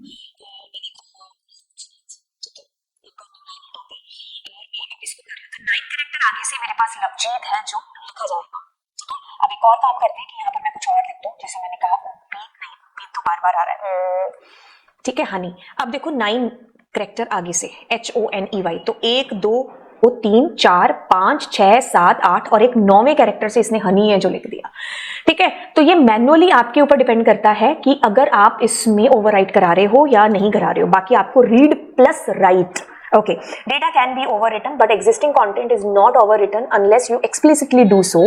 फाइल पॉइंटर कहां पर होगा, बिगिनिंग में होगा, बस यहीं से खेल चेंज होगा फाइल पॉइंटर से। W+ क्या करेगा, पहले सारा डेटा डिलीट करेगा, फिर नया डेटा आपका लिखेगा। अगर आपको वो डेटा देखना है तो सीक से आपको फाइल पॉइंटर इधर उधर घुमाना पड़ेगा आपको वो रीड करने के लिए।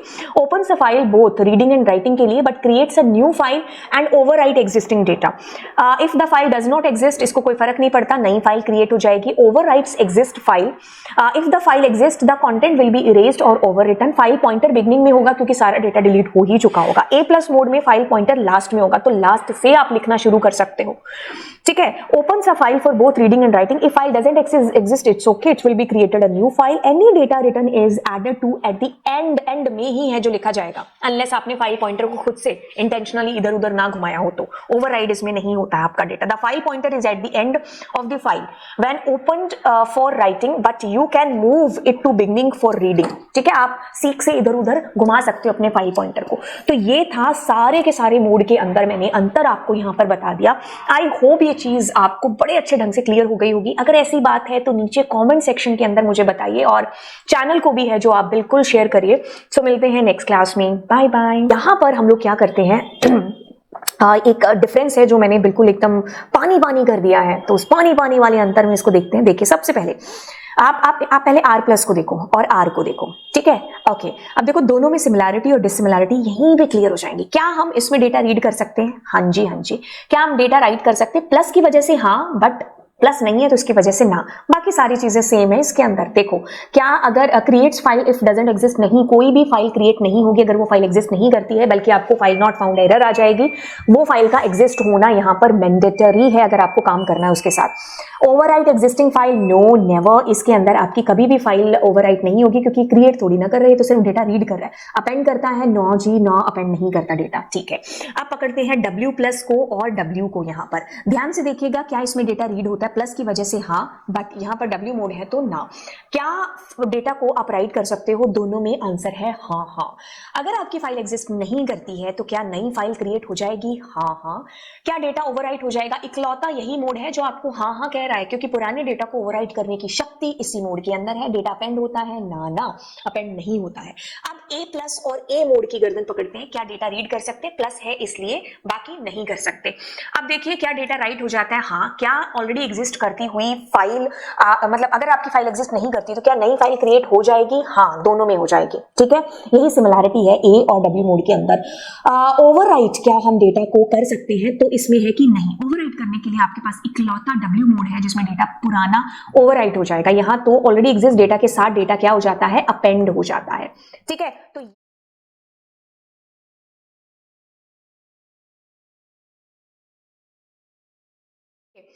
फाइल को ओपन कैसे करना है? फाइल को ओपन करेंगे जी ओपन फंक्शन के थ्रू, बट इसमें दो कंसेप्ट हैं जो आपके आते हैं। पहला है कि आप फाइल को ओपन कर रहे हो, क्या आप एब्सोल्यूट पाथ दे करके कर रहे हो या फिर आप रिलेटिव पाथ दे करके कर रहे हो।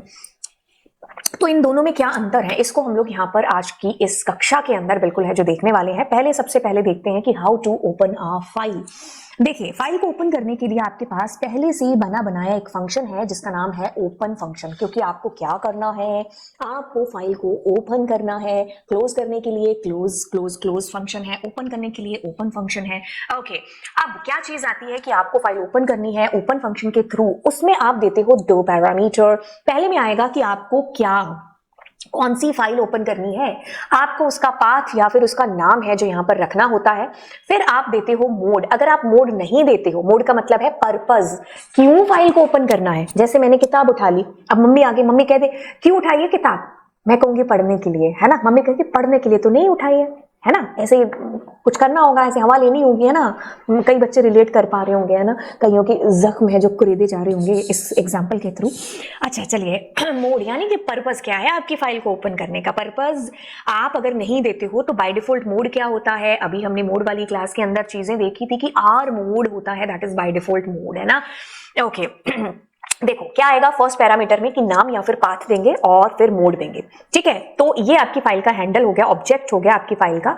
तो बस अब क्या किया आपने, फाइल को ओपन कर लिया। तो अब आप जो भी काम करेंगे इस अद्भुत फाइल ऑब्जेक्ट के थ्रू है जो करेंगे, ठीक है।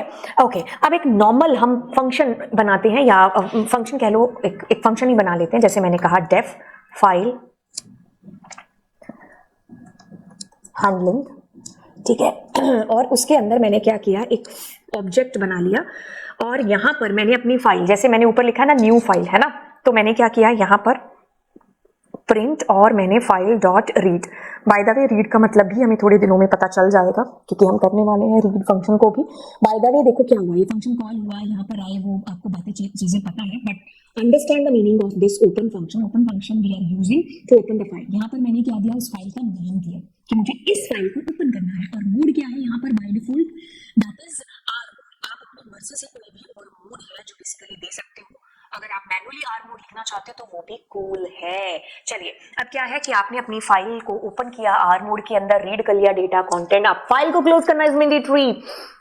फाइल डॉट क्लोज, क्योंकि आप ओपन फंक्शन से कर रहे हो। अगर आपको फाइल को क्लोज करना मेरी तरह आदत नहीं है तो आप ओपन विद से भी कर सकते हो। खैर वो हम करने वाले हैं थोड़ी ही देर के बाद में। चलिए अब करते हैं स्टार्टिंग यहाँ से चीजों की कि how to set a file path. Path को हम कैसे सेट करेंगे? दो तरीके से पाथ है, एक तो है एब्सोल्यूट और दूसरा है रिलेटिव। ठीक है, पहले तो किताबी भाषा पढ़ते हैं और फिर उस भाषा को सिंप्लीफाई करते हैं। Refers to the location of the file relative to the current working directory. Example, if the file is in the same folder as the Python script, जहां पर भी आपका पाइथन का ये प्रोग्राम है ना, जहां पर आपने सेव किया हुआ है, उसी फोल्डर के अंदर अगर आपकी फाइल भी है तो आपको पूरा पाथ देने की जरूरत नहीं है। तो आप क्या करोगे, आप खाली नाम ही लिखोगे उस फाइल का। जैसे मैंने यहां पर नाम लिखा है, ये देखो मैंने क्या लिखा है, यहां पर नाम लिखा है ना फाइल का। क्यों? क्योंकि ये जो फाइल है जिसका नाम है main.py, ये और ये वाली फाइल है जो file.txt, ये दोनों सेम फोल्डर के अंदर है। ठीक है, अगर हम इसको देखना चाहें तो आप देख सकते हो कि ये मेरी यहीं पर ही main.py फाइल है, ये रही मेरी main.py और ये रही new file. They both are in the same folder. ठीक है, वो सेम फोल्डर के अंदर ही है। अगर मैं इसका पाथ देखना चाहूं कि कहां पर है तो उसके लिए हम एक OS नामक एक मॉड्यूल है जिसको इंपोर्ट करते हैं। तो मैंने कहा OS dot current working directory. ठीक है, ये आपका CWD नामक एक फंक्शन है। इसमें देखो ये आपका आ गया कि भाई ये पूरे पाथ पर आपकी फाइल पड़ी हुई है। अब मैं क्या करती हूँ, जिसमें यहाँ गई, यहाँ पर मैंने पूरा पाथ लिख दिया, तो आपको वो जो main.csv फाइल है वो ये रही और वो जो न्यू वाली थी वो ये रही, दोनों सेम फोल्डर के अंदर है। तो आपको उस केस में जरूरत नहीं है नाम मतलब पूरा एब्सोल्यूट पाथ देने की। ठीक है, तो रिलेटिव पाथ मतलब करंट वर्किंग डायरेक्टरी में आपकी फाइल है जो पड़ी है। रिलेटिव एक मतलब अगर एक ही घर में दो जने रह रहे हैं तो वो उनको नाम से बुलाएंगे ना, पूरा एड्रेस थोड़ी ना देंगे। अगर दूसरा जना कहीं और है तब हम चिट्ठी में उसका पूरा एब्सोल्यूट पाथ है जो देते हैं, है ना। इस एग्जांपल से आप इसको समझ सकते हो। इफ योर py फाइल अगर इस फोल्डर के अंदर है एंड आपकी जो इन्फो या फिर जो भी आपकी फाइल टेक्स्ट फाइल है अगर वो सेम फोल्डर के अंदर है तो आप बेसिकली नाम है जो लिख रहे होते हैं। और मान लीजिए आपकी फाइल आगे किसी डेटा नामक सब फोल्डर में है तो फिर आप यहां पर देखो रिलेटिव पाथ है जो देंगे। कैसे देंगे, जैसे मान इसको ओपन करते हैं, एक मैं यहां पर डेटा नाम से बना लेती हूँ या कोई भी नाम से आप बना लो, कोई फोल्डर, न्यू फोल्डर भी रहने दोगे तो भी चलेगा। मैंने क्या किया, इसका डेटा बना लिया और इस फाइल को ना इसमें डाल दिया। ठीक है, अब देखो इसकी करंट वर्किंग डायरेक्टरी कहां पर है, मतलब कहां पर ये मेन फाइल काम कर रही है। मेन फाइल है यहां पर पाइचार्म प्रोजेक्ट 1 नामक में काम कर रही है। यहां से उसको आगे इस फाइल को फैच करना है। अब देखो जैसे मैं इसको एग्जीक्यूट करूंगी ना, अच्छा कहां था वो हमारा, एक सेकेंड मैं फाइल को ओपन कर लूं। File is equal to open and it was new file, है ना। अब मैं जैसे इसको चलाऊंगी ना तो ये मेरे को क्या करेगा, एरर दे देगा। ठीक है, एक सेकेंड, न्यू 2 फाइल है ना। अब ये क्या करेगा, ये मेरे को एरर दे देगा। क्यों? क्योंकि क्यों एरर दी, अब देखो ना यार ध्यान से कि ये जो मेरी फाइल है ये मैंने यहाँ इसमें डाल दी है। अब मेरे को करंट वर्किंग डायरेक्टरी से आगे जाना है, ये मैं रिलेटिव पाथ की बात कर रही हूँ। तो मेरे को क्या करना होगा, यहाँ पर इस तरीके से मैं पूरा रिलेटिव पाथ है जो दूंगी कि डेटा के अंदर आपकी इन्फो या फिर न्यू फाइल जो भी नाम की फाइल है, क्या नाम है हमारी फाइल का, न्यू फाइल डॉट, है ना। तो अब मैं इसके अंदर लिखूंगी कि डेटा फोल्डर है ना जो उसके अंदर मेरी फाइल पड़ी है। तो अब यहाँ पर डबल कोट्स का यूज है जो कर लेना। तो अब मेरे को कोई एरर नहीं आई है। क्यों नहीं आई है? क्योंकि डेटा के अंदर मेरी फाइल पड़ी है। तो this is your relative path. ठीक है, डबल स्लैश हम देते हैं, डबल स्लैश क्यों देते हैं वो मैं आपको बता दूंगी।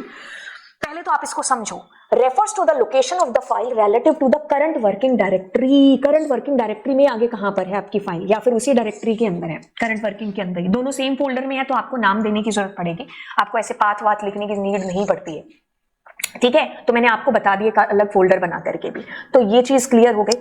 अब हम करते हैं एब्सोल्यूट पाथ की। मान लो आपकी जो फाइल है ना वो किसी और डायरेक्टरी में जाके पड़ी है। मान लो मैं अपनी फाइल यहीं पर, ये वाली जो फाइल है मेरी टेक्स्ट फाइल .txt, ठीक है, ये डेटा है जो मेरे को चाहिए।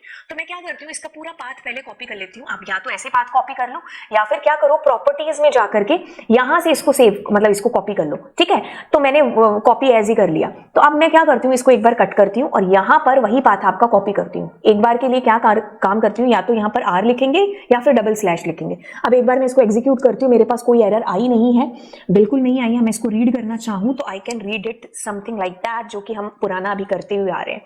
तो आपकी फाइल इस कदर आपके पास वो वाली रीड हो जाएगी। ठीक है, जो टेक्स्ट फाइल थी।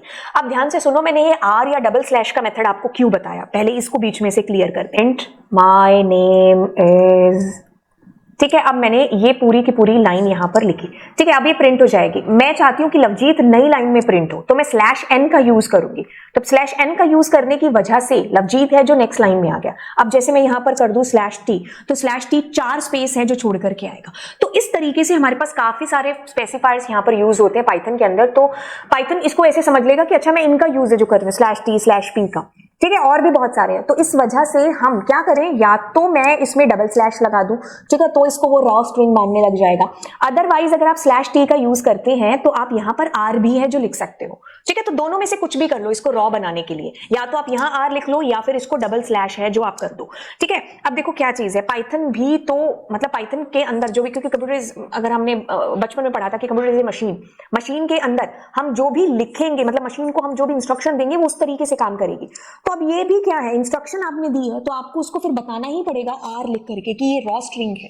ठीक है, ये मैं कुछ और यूज नहीं कर रही हूँ, दिस इज रॉ स्ट्रिंग। ठीक है, तो दैट्स इट। अब ये चीज आपको समझ में आ गई कि मैं क्यों आर लिख रही हूँ। आर नहीं लिखोगे तो you need to put there double slash. ठीक है, जब भी हम पाथ देते हैं हमारे पास कंप्यूटर प्रोग्राम्स के अंदर, तब हम ऐसा ही है जो करते हैं, या तो आप डबल स्लैश दे दो या फिर आप आर लिख दो। ठीक है, तो ये जो पाथ मैंने दिया है, खैर ये तो मैंने एक एक्स्ट्रा चीज है, आपको आपका कंफ्यूजन दूर कर दिया। बाकी हमारा मुद्दा था एब्सोल्यूट और रिलेटिव पाथ। तो ये एब्सोल्यूट पाथ है, पूरा का पूरा पाथ जो आपने दिया है। ठीक है, रूट डायरेक्टरी से लेकर के पूरा पाथ आप दे रहे हो, that is your absolute path, refers to the complete path of the file from the root directory. Complete path is absolute path. ठीक है, जैसे आपकी जो भी इन्फो थी या न्यू फाइल नाम की जो फाइल थी, तो वो क्या है, वो किसी और फोल्डर के अंदर पड़ी है। ठीक है, located in data folder inside. अब मैं क्या कर रही हूँ, उसको पूरा ऐसे ऐसे ऐसे पैच कर रही हूँ। तो ये क्या एब्सोल्यूट पाथ है, तो इसका एब्सोल्यूट पाथ ये होगा, मतलब पूरा यहाँ डायरेक्टरी से लेकर के इस तरीके से मैंने वैसे डेस्कटॉप पर इसको स्टोर करके आपको दिखा दिया।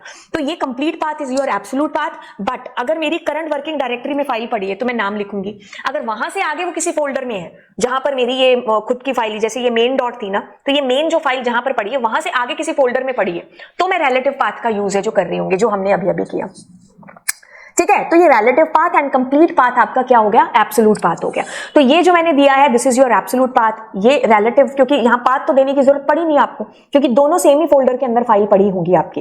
तो ये भी मैंने क्या दिया, एब्सोल्यूट पाथ दिया। तो ये मैं 3-4 तरीके से आपको इसलिए बता रही हूं कि हम ऐसे ऐसे यूज कर सकते हैं। या तो आप डबल स्लैश दे दो, डबल स्लैश आप नहीं दे रहे हो तो आप आर लिख दो। ठीक है, यहां मैंने खैर दोनों कर दिए, इट्स ओके, बट आपको क्या करना पड़ेगा, या सिंगल स्लैश देकर के आर दे दोगे। तो आर आप ऐसे आगे भी लिख सकते हो, कोई दिक्कत वाली बात नहीं है। आपने अगर हैप्पी लिखा है तो इट मींस बाय डिफॉल्ट वो टेक्स्ट फाइल ही मान रहा है, और बाय डिफॉल्ट जो आपका मोड होता है which is what, are mode. ठीक है, आपको जो अंतर था वो मुझे समझाना था। एब्सोल्यूट और रिलेटिव के अंदर आप करंट वर्किंग डायरेक्टरी को जान सकते हो, आप ओएस मॉड्यूल को इंपोर्ट करके गेट CWD फंक्शन से, आपने जैसे मैंने अभी आपको प्रैक्टिकल बताया था, तो हम जान सकते हैं कि हम कौन सी करंट वर्किंग डायरेक्टरी में काम कर रहे हैं। तो ये स्लैश का चक्कर आपका खत्म हो गया। ठीक है, अब अगली चीज की तरफ आते हैं जो मैंने यहां पर आपको बताई है कि एब्सोल्यूट मतलब पूरा का पूरा पाथ, मतलब कंप्लीट पाथ आप कह सकते हो। रिलेटिव मतलब करंट वर्किंग डायरेक्टरी से, when the file outside the project folder और you need to ensure an exact file location, तब हम इसका यूज करते हैं। मेरा जो फोल्डर था वो जो प्रोजेक्ट था, मतलब जो मेरी .py फाइल थी वो कहां थी, इसमें थी। ठीक है, अब मेरी जो फाइल है जिसको मैं ला रही हूं वो डेस्कटॉप पर पड़ी है, तो मुझे उस डेस्कटॉप वाली फाइल का पाथ देना पड़ा था। तो that is absolute path. When the file inside your project folder और पोर्टेबिलिटी इज नीडेड, तो आप सिर्फ उसका नाम दे दो। अगर वो आगे किसी फर्दर फोल्डर में पड़ी है तो रिलेटिव पाथ दे दो आप वहां से आगे करंट वर्किंग डायरेक्टरी से।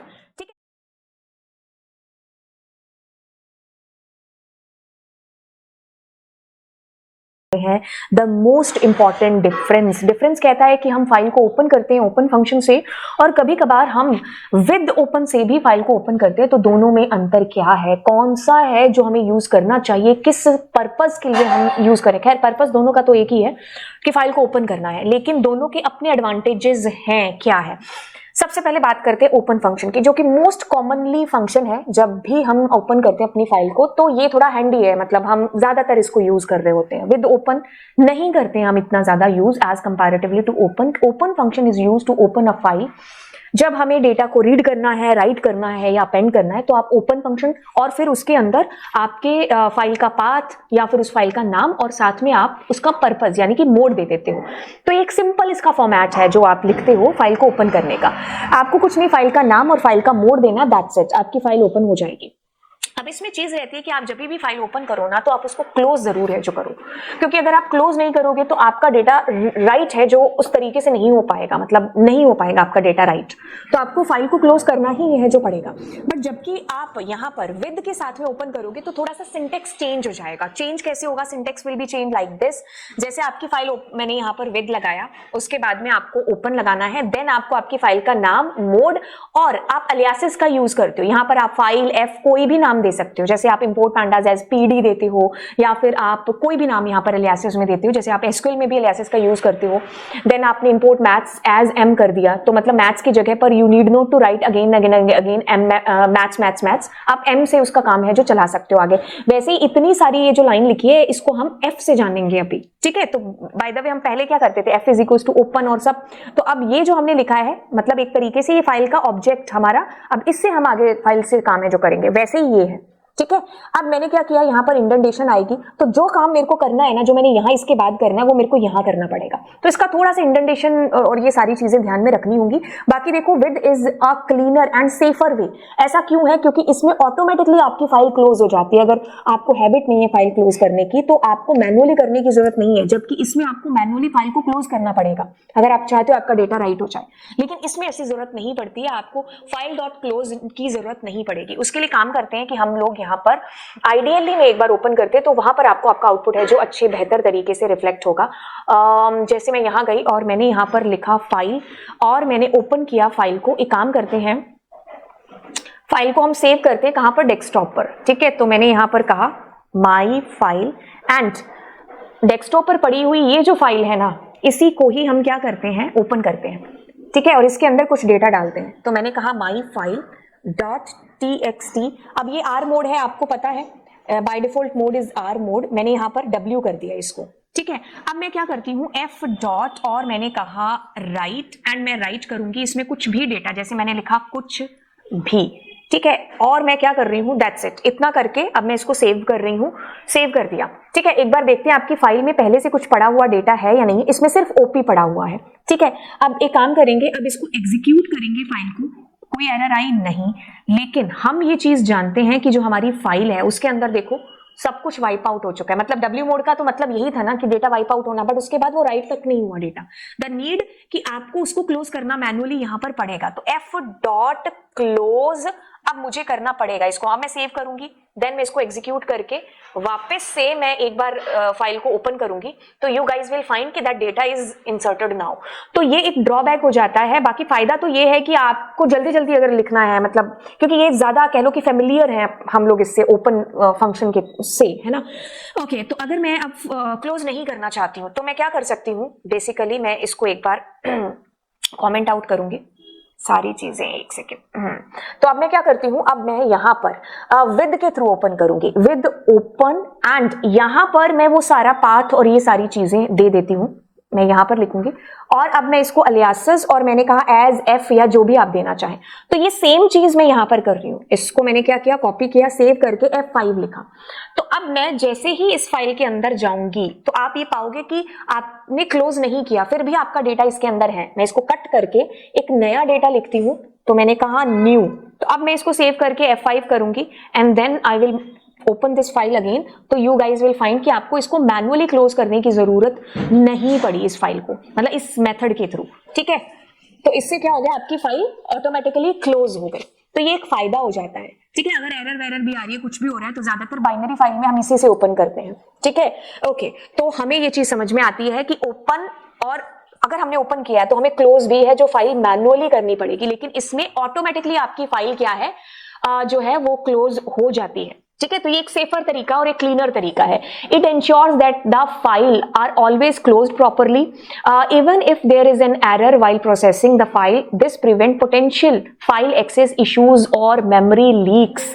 तो ये इसका सबसे बड़ा फायदा हो गया जो मैंने आपको यहाँ पर बताया. एक काम करते हैं, जैसे एक यहाँ पर हमारे पास f.open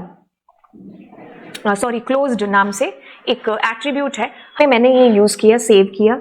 अब देखो क्या होगा, ये मेरे को ट्रू बता रहा है क्योंकि ये फाइल मेरी क्या है, हाँ बंद है. ठीक है, एक काम करते हैं, अभी मैं इसको भी हटाती हूँ. ठीक है, और यहाँ से इनको भी हटाती हूँ. तो अभी देखो closed and I am using closed, तो एक में मेरे पास ट्रू, एक में फॉल्स आएगा. क्योंकि देखो फॉल्स और ट्रू है क्योंकि यहाँ आपकी फाइल क्लोज ही नहीं है, यहाँ क्लोज हो चुकी है. काम सारा कराने के बाद अब आप देख रहे हो कि मेरी फाइल क्लोज है, तो यस आपके पास ट्रू से इसने बता दिया, तो इससे आपकी फाइल ऑटोमेटिकली क्लोज हो जाएगी. तो अगर कोई एरर वेरर भी आ रही है या आपका डेटा आप चाहते हो लीक ना हो, तो हम इसका यूज है जो बेसिकली करते हैं, राइट. तो this was the difference between open and with open function के थ्रू जब हम अपनी फाइल को ओपन करेंगे. और चलिए फिर इतनी सी चीज,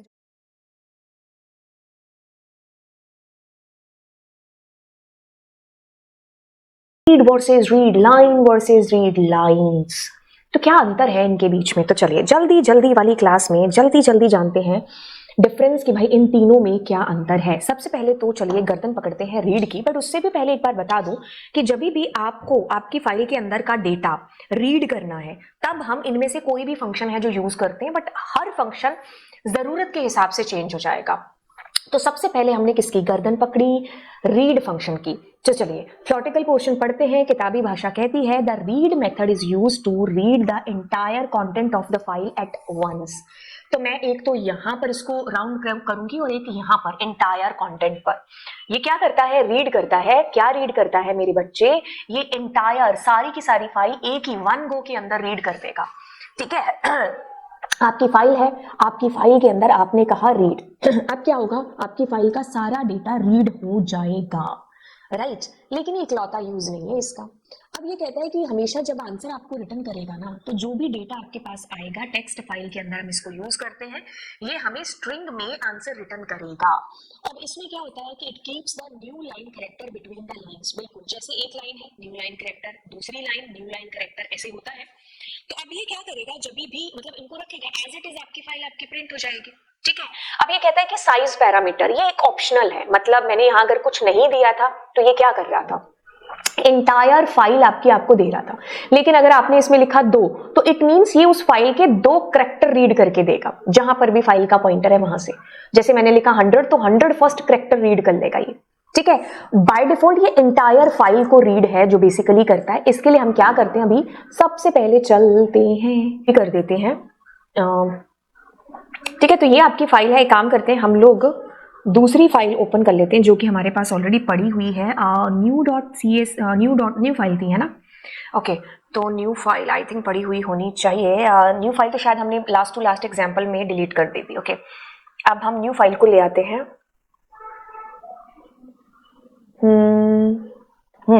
this is your new file. एक काम करती है, ये जो कंटेंट है ना इसको कॉपी कर देते हैं इसके अंदर. ठीक है, तो अब मैंने क्या किया, मैंने इस फाइल का डेटा है जो इसके अंदर डाल दिया, बट हमारा जो मकसद है वो रीड को जानने का है. ध्यान से देखिए, अगर आपने रीड में कुछ नहीं दिया और मैं इसको एग्जीक्यूट करूंगी तो ये इस फाइल का सारा एंटायर कंटेंट रीड कर देगा. Super cool. अब मैं क्या करती हूँ, इसमें क्या डालती हूँ, मैंने कहा 2. तो जैसे आपकी फाइल ओपन होगी, फाइल पॉइंटर होगा बिगनिंग में, तो बिगनिंग के 2 कैरेक्टर यानी कि ए और स्पेस आपके पास में एज ए आउटपुट आ जाएगा. अब मैंने लिखा 3, तो पहले 3 कैरेक्टर, क्योंकि फाइल पॉइंटर 0 पर है तो पहले 3 कैरेक्टर. अब बच्चा पूछता है कि स्पेस 1 2 3 कॉमा, यस, क्योंकि सारा data as a string treat हो रहा है आपके पास. इसका जो रिटर्न टाइप आएगा दैट इज व्हाट स्ट्रिंग. अब मैंने लिखा इसमें मान लीजिए 8, तो आपके पास 8 कैरेक्टर रीड होकर के आ गए. अब किसी ने लिखा मान लो 800 कैरेक्टर है नहीं, तो क्या होगा, जितने कैरेक्टर हैं उतने कैरेक्टर रीड होकर के आ जाएंगे. ठीक है, तो जो आप नंबर इसके अंदर दोगे ये उतने कैरेक्टर्स रीड करेगा और आउटपुट किस में आएगा, इसका स्ट्रिंग में आएगा. आपने कुछ नहीं दिया है तो entire file is going to be fetch. अब जैसे कि इसके अंदर क्या करते हैं, आगे चलते हैं, इसको मैं थोड़ा सा और बता दूं. फुल फाइल आपकी रीड हो जाएगी. द रीजन बिहाइंड दैट कि आपने रीड के अंदर कुछ नहीं दिया है तो ये सारा डेटा दे देगी. अब 5 कैरेक्टर हुए तो 5 कैरेक्टर आपकी फाइल के रीड हो जाएंगे. अगर मान लीजिए फाइल में 2 ही कैरेक्टर हैं तो जितने हैं उतने. तो ये इससे भी समझ में आता है कि आपने एक बड़ा नंबर दे दिया एंड यू नो दैट कि आपकी फाइल में उतना डेटा नहीं है, तो जितना डेटा है उतने आ जाएंगे।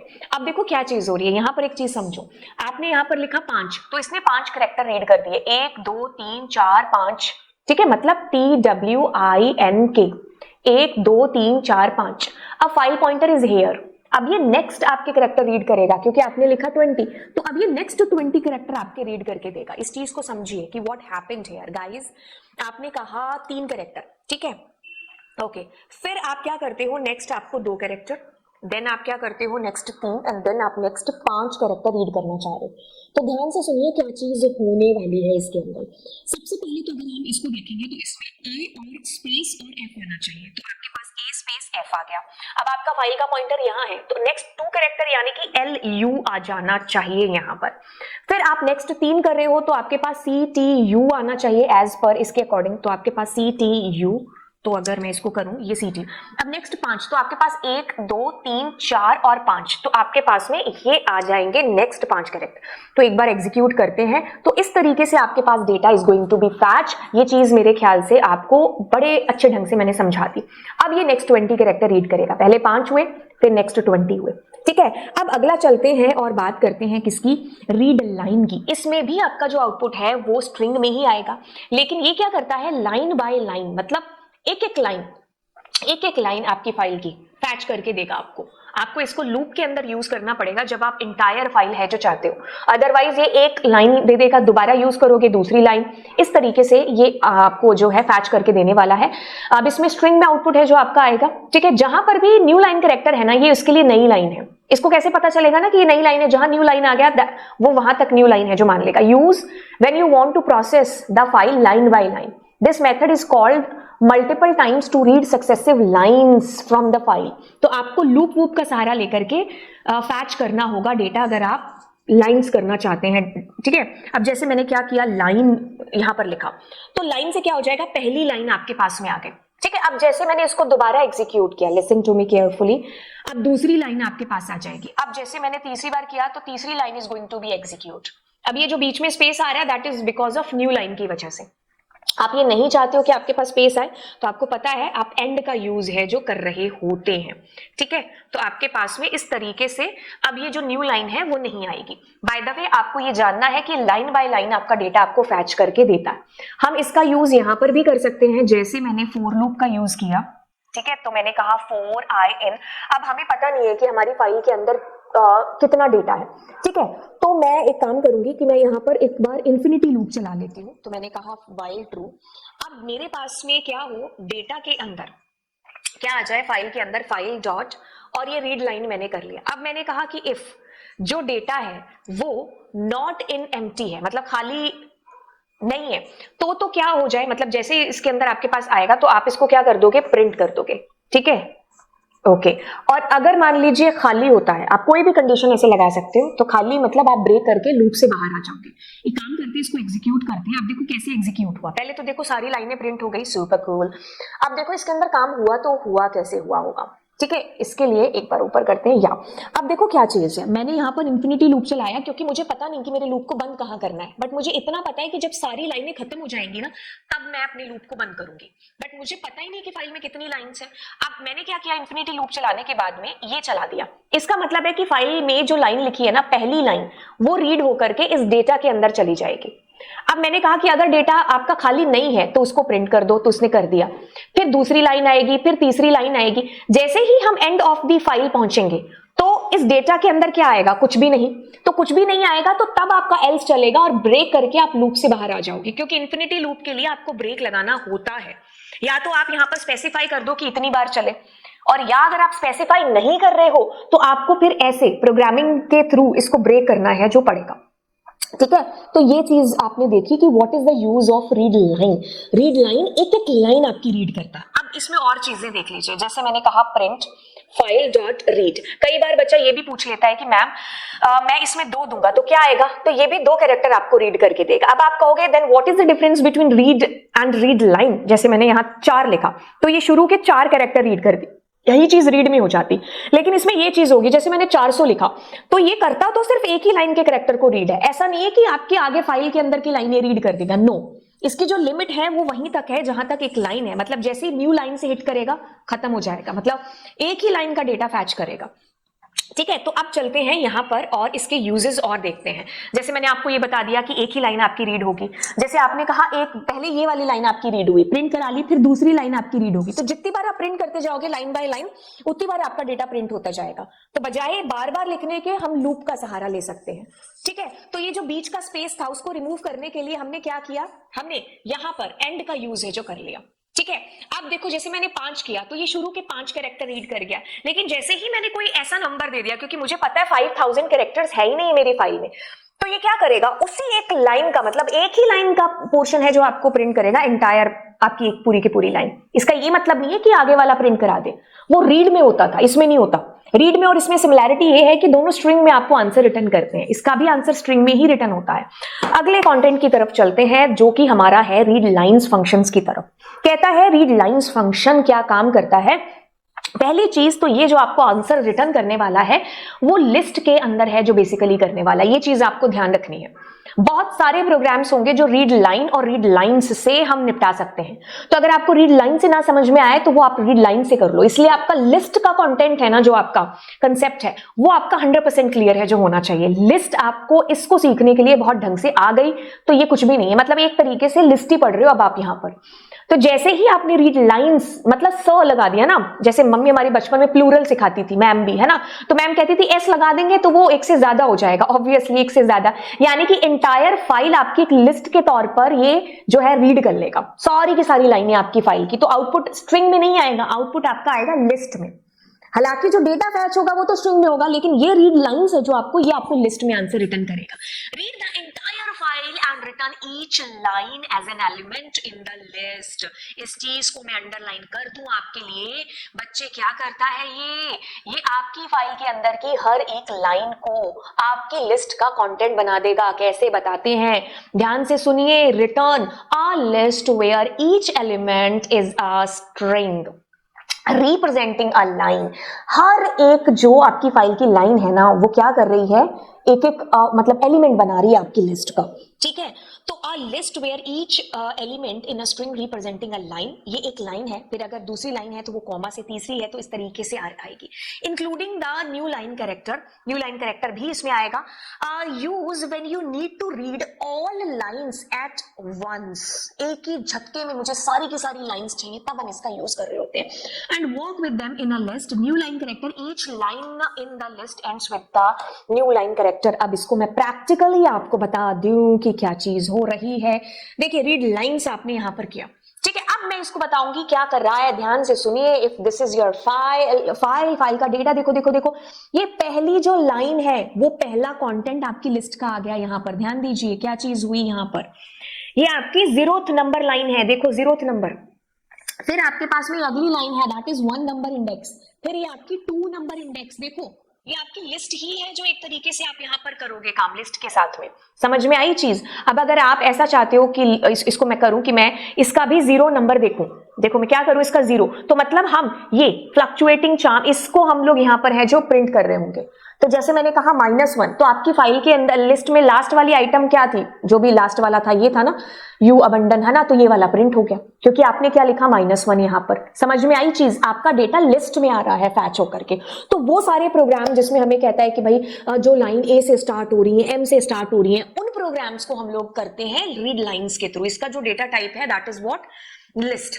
और आपकी जो फाइल है उसके अंदर जितनी भी लाइंस है वो आपकी लिस्ट का एक एक कंटेंट बनती जाएंगी। ठीक है, जो इसने बार बार आपको ये चीज दर्शा के बोला है कि जैसे ये पहली लाइन है तो ये आ गई यहाँ पर, फिर ये दूसरी लाइन आ गई यहाँ पर, फिर ये तीसरी लाइन आ गई यहाँ पर, फिर ये चौथी लाइन आ गई, फिर ये अगली लाइन, ऐसे करके आपकी लाइन एकदम लिस्ट के बतौर आपको आंसर में मिल जाएंगी। ठीक है, तो जब लाइंस वाले प्रोग्राम्स करने हैं तब हम इसका बेसिकली यूज है जो कर रहे होते हैं।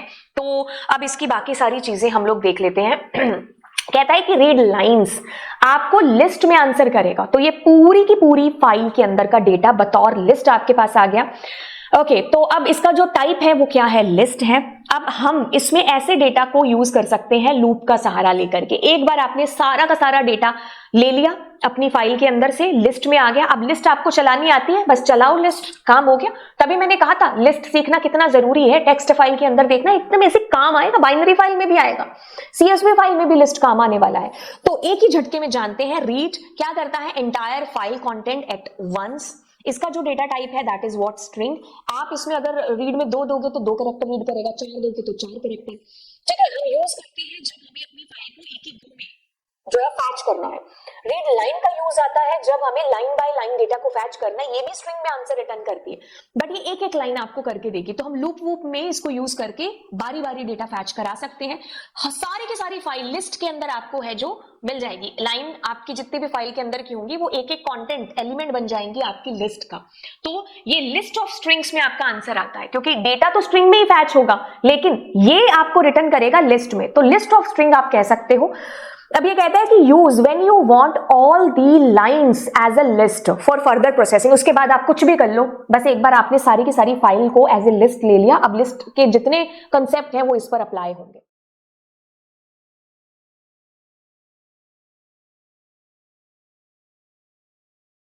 देखिए क्या बात है कि राइट लाइंस दोनों फंक्शंस में सिमिलैरिटी ये है कि दोनों इस पर्पस के लिए यूज में आते हैं जब हमें डेटा को राइट करना है।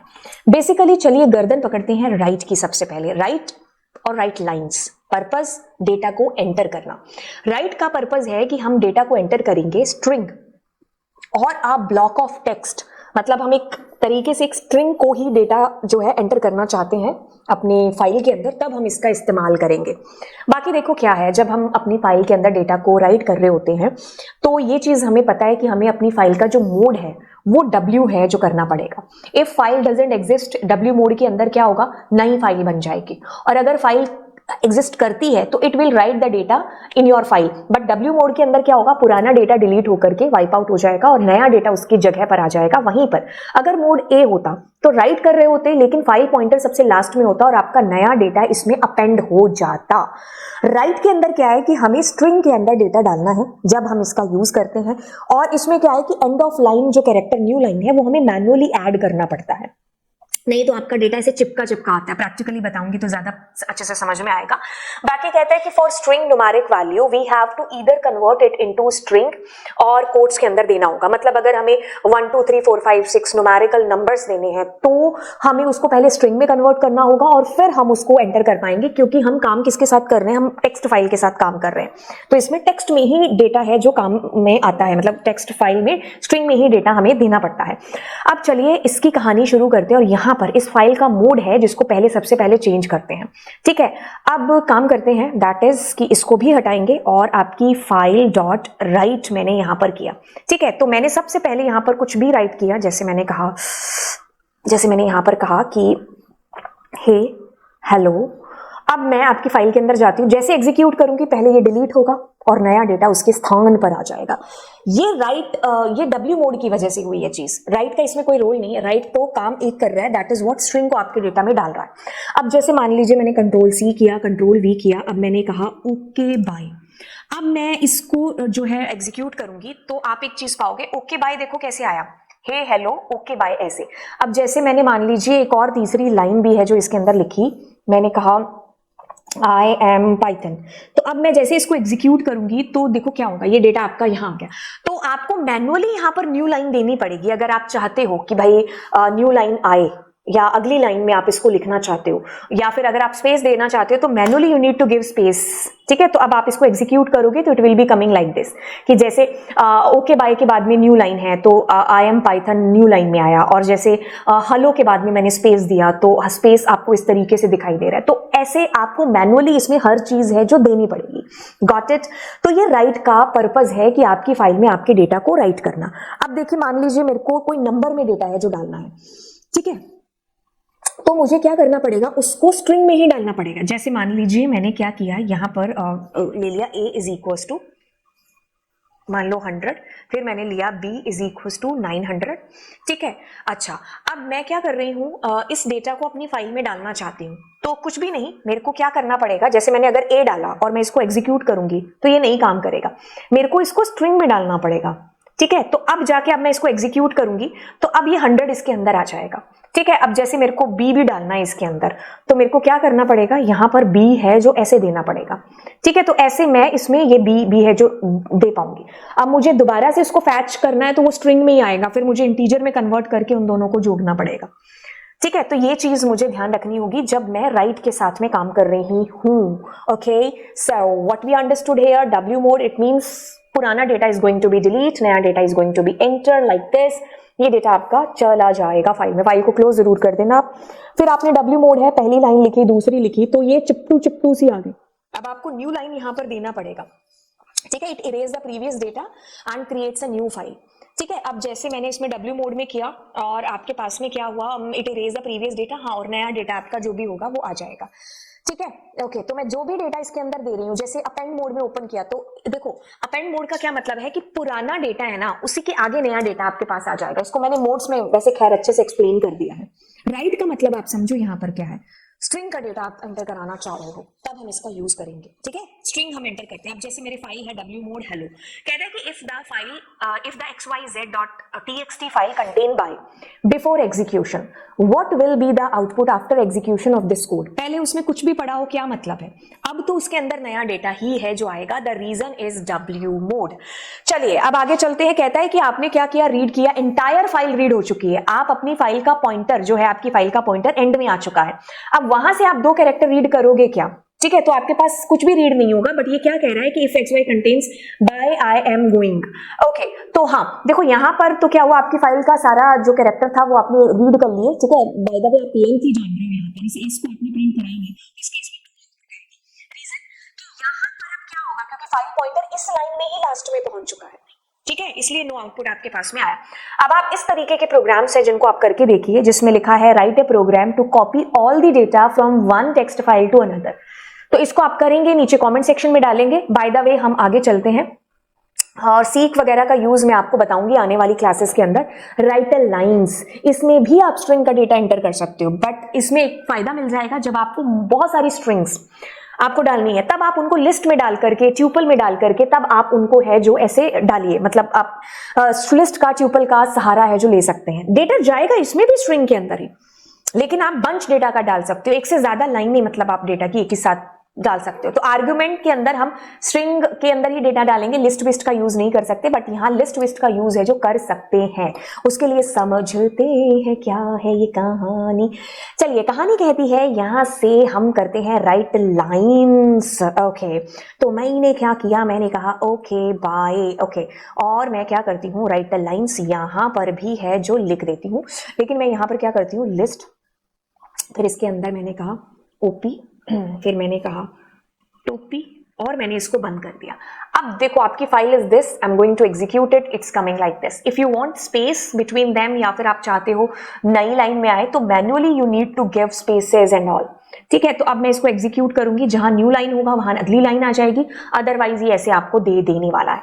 तो इसको मैं ट्यूपल में भी है जो दे सकती हूँ, कोई दिक्कत नहीं है, डेटा अंदर तो आपकी स्ट्रिंग में ही जाएगा। ठीक है, ओके, तो ये चीज आपको समझ में आती है with the help of right lines. क्या चीज बोली, तो ये डेटा आपकी फाइल में चला गया। अब आप लिस्ट के तौर पर भी डाल सकते हो, तो ये एक एक करके डेटा आ गया। अब आप जो है ट्यूपल के अंदर भी डेटा दे सकते हो, ऑल्दो हम डिक्शनरी में भी दे सकते हैं। अब डिक्शनरी में बाय डिफॉल्ट इसकी कीज आ जाएंगी।